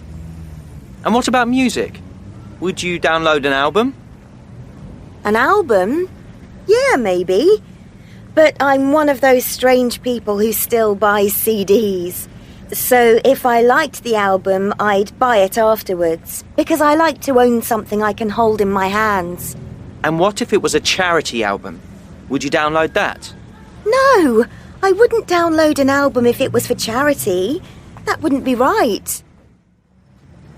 I'd have no idea how to download a TV programme. But I'd ask my granddaughter to download it for me if I really wanted to see it. Although I'd probably be worried about the police knocking at my door the next day. Track 3.26. Now, a new survey has shown the countries in the world where people complain the most. And to discuss the results, we've got two guests. Clara Gomez from Brazil, which is in the top 10 of countries that like to complain, and Jiang Feng from China, from the bottom 10 on the list. Good morning. Good morning. There isn't much water. There are no books. There aren't any books. There's no water. There isn't any water. Are there any books? How many books are there? Is there any water? How much water is there? It depends who made the programme. I don't think the big companies that make these TV programmes are poor. All the actors are rich enough. But if it was a film made by a small company, it would be a bit different. I'd prefer to pay a company like that because they need the money. No, I wouldn't. I just watch what's on TV. No need to download things. And how about a book? Would you download a book? Well, no. It would be illegal, I think. But what if it was a book that you knew was in your local library, but you didn't have time to go to the library? Well, I suppose. If it was in the library. But no. It's illegal. I wouldn't do it. A TV programme? Of course, why not? It's easy. Everyone does it. And what about music? Would you download an album? An album? Yeah, maybe. But I'm one of those strange people who still buys CDs. So if I like... Track 3.27. Right. Well, we're also joined by John Sutherland, a journalist from the magazine What Product. Let's talk about the UK then. It seems like it's quite important to know how to complain in the UK, since we're top of the list. Yes, I think so. So, what advice do you have for someone who has to make a complaint? Well, the first thing is that you should be quick. Complain as soon as the problem happens. The same day, if possible. And also, be polite. So choose your words carefully and don't shout. OK. Another thing is to be clear. Give a good description of the problem. And you should also always give a date. Tell the company when you want them to do something by. So you can say you want a decision in no more than 10 days, something like that. Right. Also, don't be afraid to go to the top. Ask to speak to the manager or write to the director of the company. It can be the best way to get things done. And what's best, a phone call or a letter? I think letters are usually the best way to complain. You can explain the problem in detail and avoid getting too angry. But remember, though, you should always tell them how you felt. Say how the problem spoiled your enjoyment or made your life difficult. This makes your complaint stronger. OK. Well, we have to leave it there. Thanks very much to all our guests. Track 3.29. Part 1.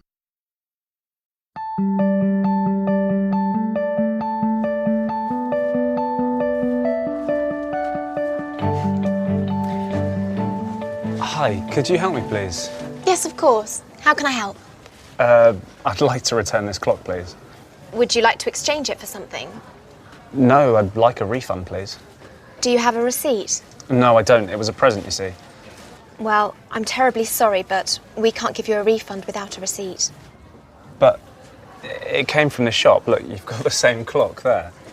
Yes, but without a receipt, I can't give you a refund. I'm very sorry. Is there anything wrong with it? No, it was a present, but I don't really like it. Well, I'm sorry, but there's nothing I can do then. Right. Could I speak to the manager, please? Of course.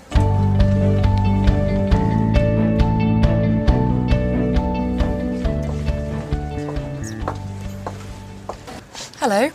What seems to be the problem? Yes, I'd like to make a complaint.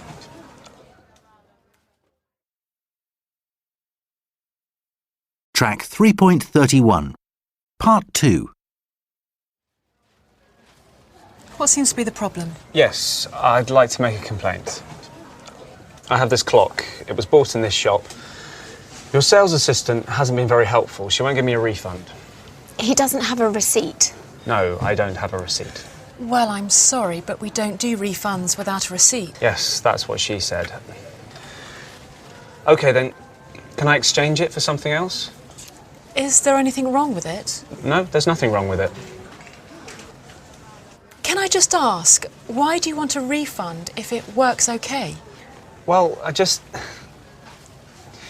it was a present, and I'm not a big football fan, and it's a bit ugly. Well, not ugly, but it's not very adult. You know, it's more for children. I have one. I love it. Look, as it was a present, I'll let you exchange it for something else in the shop. But normally we wouldn't do this. That's very kind. So, what would you like to exchange it for?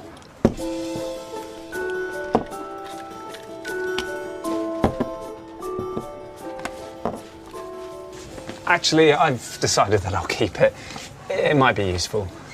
Well, OK then, if that's what you prefer. Yes, it's fine. Thanks very much for your help. Thank you. Bye. Goodbye.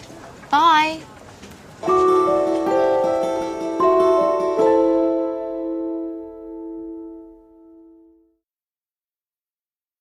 Track 3.33. Tim. I went to buy a new pair of jeans the other day. I was the only customer in the shop, and there were 2 shop assistants. They were chatting about what they did at the weekend. And when I asked for assistance, they just carried on talking. It was so rude. All I wanted to know was the price of some jeans. In the end, I decided to just leave the shop. I don't think they even noticed I was there. I felt like writing an email to the shop manager to complain. But then I forgot to. Vicky. One thing that I think is rude is when shops or companies don't reply when someone makes a complaint. I remember once I bought an MP3 player online. It took ages to arrive, like about a month. So I wrote an email to complain, but I didn't hear anything from them. I mean, is it too hard just to send an email saying sorry? If I were the manager of a company, I'd make sure I replied to every customer. I know it's not easy to run a business, but if you want to keep your customers happy, you should answer their emails. Well, I won't use that company again. I'll go to a local shop instead. Rebecca. Look, if I invited you to my party, you'd let me know if you could come or not, wouldn't you? You'd think so. But last month I had a party and invited about 40 people, and about half of them didn't say if they were coming or not. Most of them didn't come in the end, and in my invitation I did ask them to let me know. I think that kind of behaviour is incredibly rude, don't you? I mean, I needed to know how many people were coming so I had enough food and drink. But then I made too much food and it was embarrassing. All they needed to do was send a text or email, which is not very difficult. There are some people I invited to that party who I'll never get in touch with again. Track 3.34. There aren't any road signs in the sky yet, but just like in Back to the Future 2, flying cars are real. The Terrafugia Transition is a car which can fly for 800 kilometres at a speed of 185 kilometres an hour. It has 2 seats and wings that fold up, so it can be driven on a road too. But it isn't cheap. It costs about €220,000, and to fly the Terrafugia, you have to have a pilot's licence. People who have seen AI might be happy to hear that no one can make robots that love their human owner yet, but scientists are trying to make friendly robots. One example is Kirobo, a Japanese robot that was designed as a friend for astronauts. Kirobo goes with the astronauts into space. It recognizes their faces and says hello in Japanese when it sees them. It also gives them messages from people on Earth. You might not know it, but there are already many cyborgs. Doctors give people robotic hands and arms every week, and these days Iron Man suits are also available. Well, almost. In Japan, Cyberdyne have created a suit which allows people who can't use their legs to stand, walk, and climb stairs. The suit also makes the person who wears it 5 to 10 times stronger. At the moment, the suit is produced for use in hospitals, but Cyberdyne also want it to be used by rescue workers to lift heavy objects and get to injured or trapped people more quickly after an accident or disaster. In the United States, the Memphis Police Department is trying to predict the future, just like in the film Minority Report. They don't have psychics, but they do have a computer program called Blue Crush. The program can't tell the police exactly who will break the law, but it can tell the police where it might happen and even what kind of crime it might be. Crime has gone down by 30% since they started using the program. The Japanese company NEC has invented billboards which are similar to the ones in Minority Report. The billboards know how old you are and if you are male or female. And when you look at one, it chooses an advert for something it thinks you will like. It also records how long you look at the advert and how close you stand. This measures your interest in the advert. The billboards are already used in train stations in Tokyo. Track 3.40. Part 1.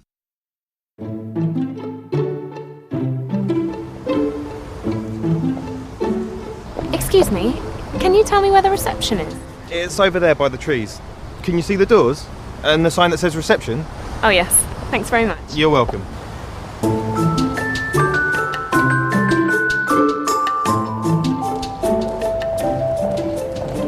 Good afternoon. Hello, I'm here to see Mark Riley. What's your name, please? It's Annie Morton. OK, I'll let him know you're here. Oh, hello, Mark. It's Sandra here at reception. I've got Annie Morton here to see you. OK, thanks. Bye. Yes, he's expecting you. He said you can go up and see him. Have you been to his office before? No. OK, it's on the first floor. So go up the stairs and turn left. Go through the door and turn right. Then go down the corridor and it's the first door on the right. Fine. Thank you.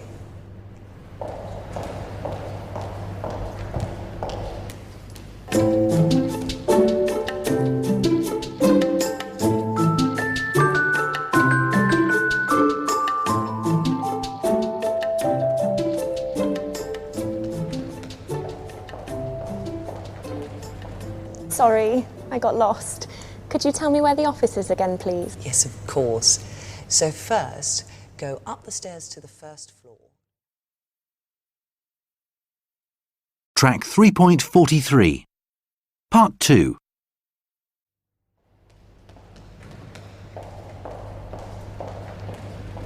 Sorry, I got lost. Could you tell me where the office is again, please? Yes, of course.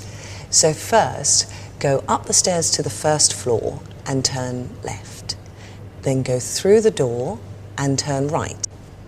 So, go up the stairs to the first floor and turn left. Then go through the door and turn right. Yes. Then go down the corridor and it's the first office on the right. Sorry, the fourth office? No, the first. Right. I think I've got that. Good. So, can I just check? Go up the stairs and turn right. No, turn left. Left. Then go through the door and turn left. No, right. That's it. Thanks very much.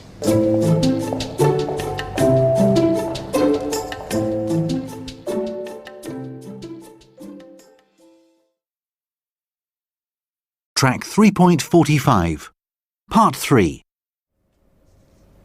Obviously, I can't promise anything, but I think you've a really good chance of getting a job here.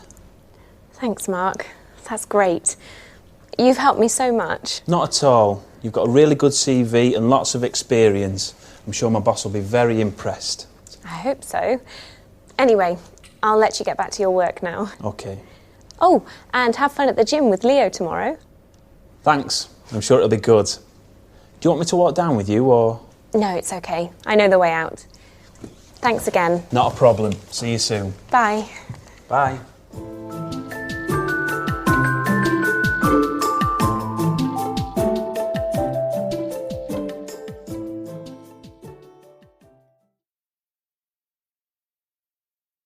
Track 3.48. Hi, welcome to the show. Today we're looking at great inventions for the future. What really useful inventions do you think we need? People have called into the show to tell us their ideas. First up, we have Amir.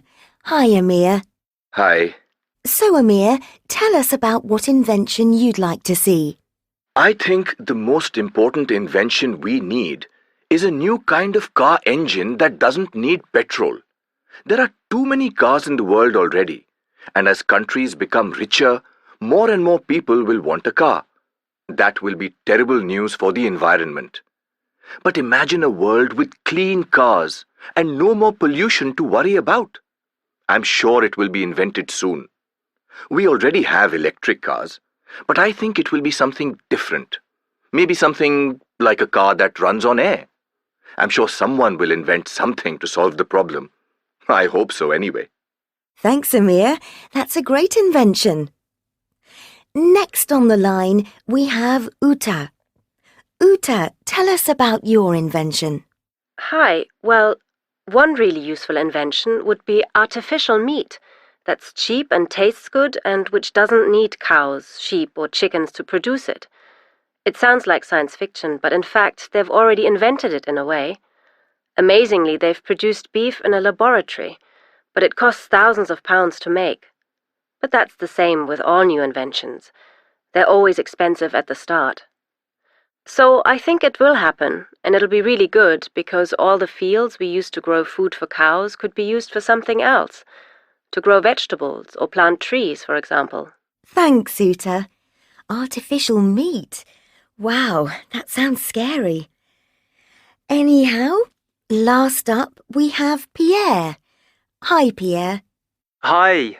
So, Pierre, tell us about your idea for a great invention. Well, a really useful invention I read about was a device that you could put in your ear and it would translate languages for you. You wouldn't need to study for hours and hours to learn a foreign language.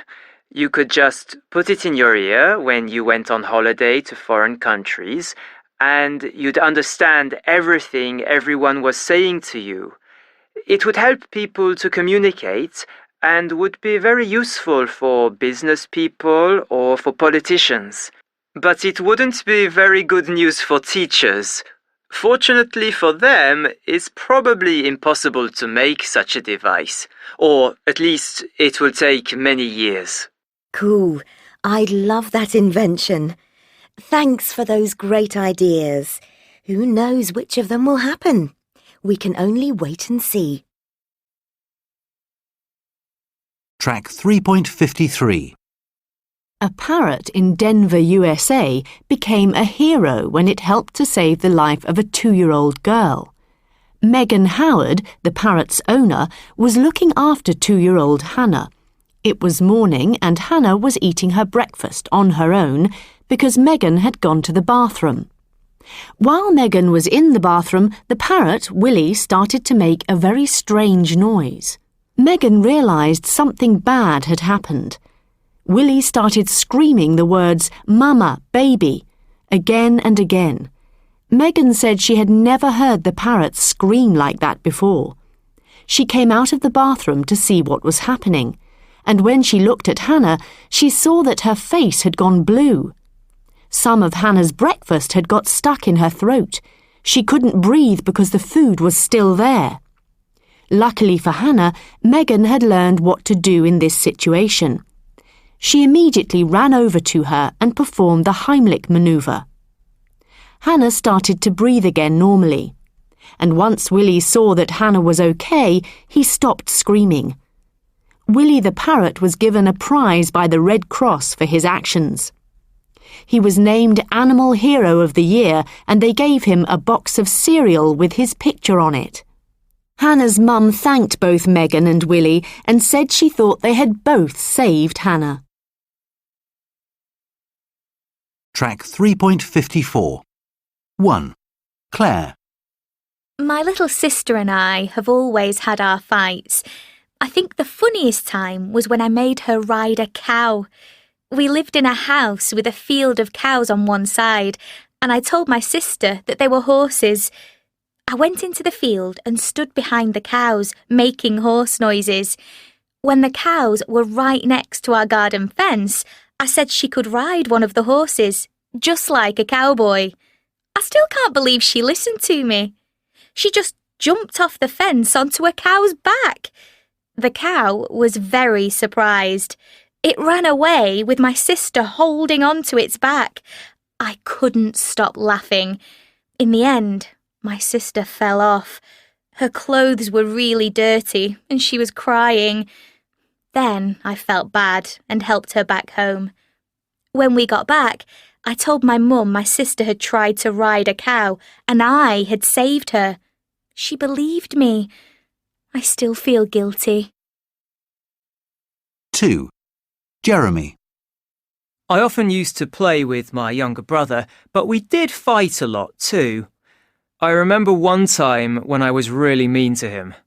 That day, my parents had burnt some leaves in the garden, and the fire was still a bit hot. So I had an idea for a joke to play on my brother. We had an old kettle in the garden. It was really dirty. I told my brother I was going to make grass soup. So I took some grass and put it in the dirty old kettle with some water. I put it on the fire for a minute. Then I poured some into a cup and gave it to my brother. It was a horrible brown-orange colour with green bits of grass in it. He didn't look very sure about drinking it, so I put the cup near my mouth and told him I had drunk some and it was delicious. I hadn't even tasted it, of course.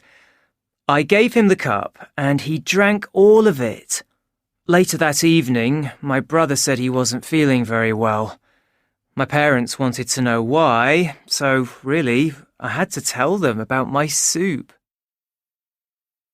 3. Tanya. My sister's 1.5 years older than me, and we always got on well. When we were little, we were very similar and did everything together. But then she started to read a lot, and she was very strong for her age. I didn't mind, but I didn't like the attention she got from my parents. One day, some of my parents' friends came to visit us.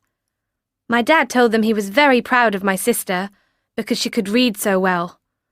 I got really angry, so I went to the bookcase in the hall and chose 5 of the biggest, thickest books I could see. Then I went back to my parents and their friends and said I had just finished reading the books. My dad asked me to describe the stories. I had no idea, so I just looked at the front of the books and guessed. So I talked about a happy king with lots of rings. That was Lord of the Rings. And also lots of stories about people with names beginning with N. That was volume 12 of an encyclopedia. I could hear my sister laughing in the other room the whole time. Track 3.59. Part 1. So, any plans for the rest of the week? No, not really. Oh, tomorrow I've got to take the car to the garage. It's making a strange noise. Must be the engine. Oh, what a pain. What kind of car have you got? It's a Nissan. It's strange. Normally these Japanese cars are very reliable. That's true. Japanese cars are normally reliable. Yeah. But I'm afraid Nissan is actually Korean. I don't think so. I'm pretty sure it's Japanese. I'm sorry, but it's definitely Korean. I remember reading an article about the factories in South Korea. Well, maybe Nissan have factories in Korea, but that doesn't mean it's a Korean company. I think they just make some of them in Korea. Maybe you're thinking of Toyota. That's a Japanese company. That's right. Toyota is the biggest Japanese car company. Exactly. Yes, but the second biggest is Nissan. Then Honda, probably. Or maybe Suzuki. Oh, I'm sorry. But firstly, Nissan isn't a Japanese company, like I said. And then, Mazda is a much bigger company than Suzuki or Honda. I'm not sure about that. I think they're all a very similar size. And Nissan is Japanese. No, I really think... Oh, never mind. It's not important. Maybe you're thinking of Mitsubishi. They're a big Japanese company. No, I have a Nissan. That's what I'm talking about.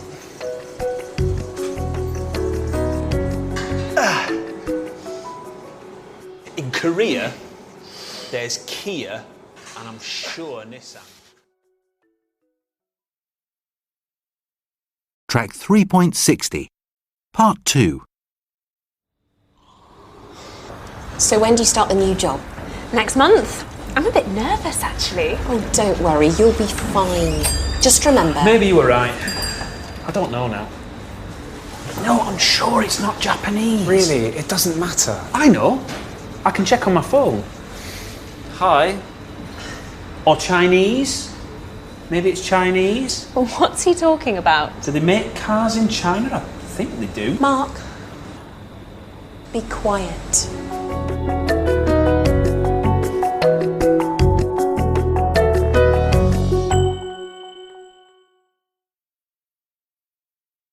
Track 3.64. When I was a child, we went to live in an old house in the country with a big garden. And at the end of the garden, there was a summer house. It was a little house with just one room and windows, and my sister and I often played in this summer house. When I was about 5, my sister was 8, we were playing one day in the summer house, and suddenly I looked up and I saw an old lady in black. She was wearing a hat and she was reading a book. I said to my sister, "Who's that old lady?" And my sister said, "What old lady?" She couldn't see her. So we ran back to the house and I told my mother that I'd seen this old lady, but, of course, she didn't believe me. Then, a few months later, my mother was talking to the neighbours and they told her about the person who had lived in the house before us. They told her that a rather strange old lady had lived there. She had always worn black clothes and a hat, and she had died in the summer house. Thank you. If you like the video, subscribe to this channel to create more content and keep on practicing your English. See you next time.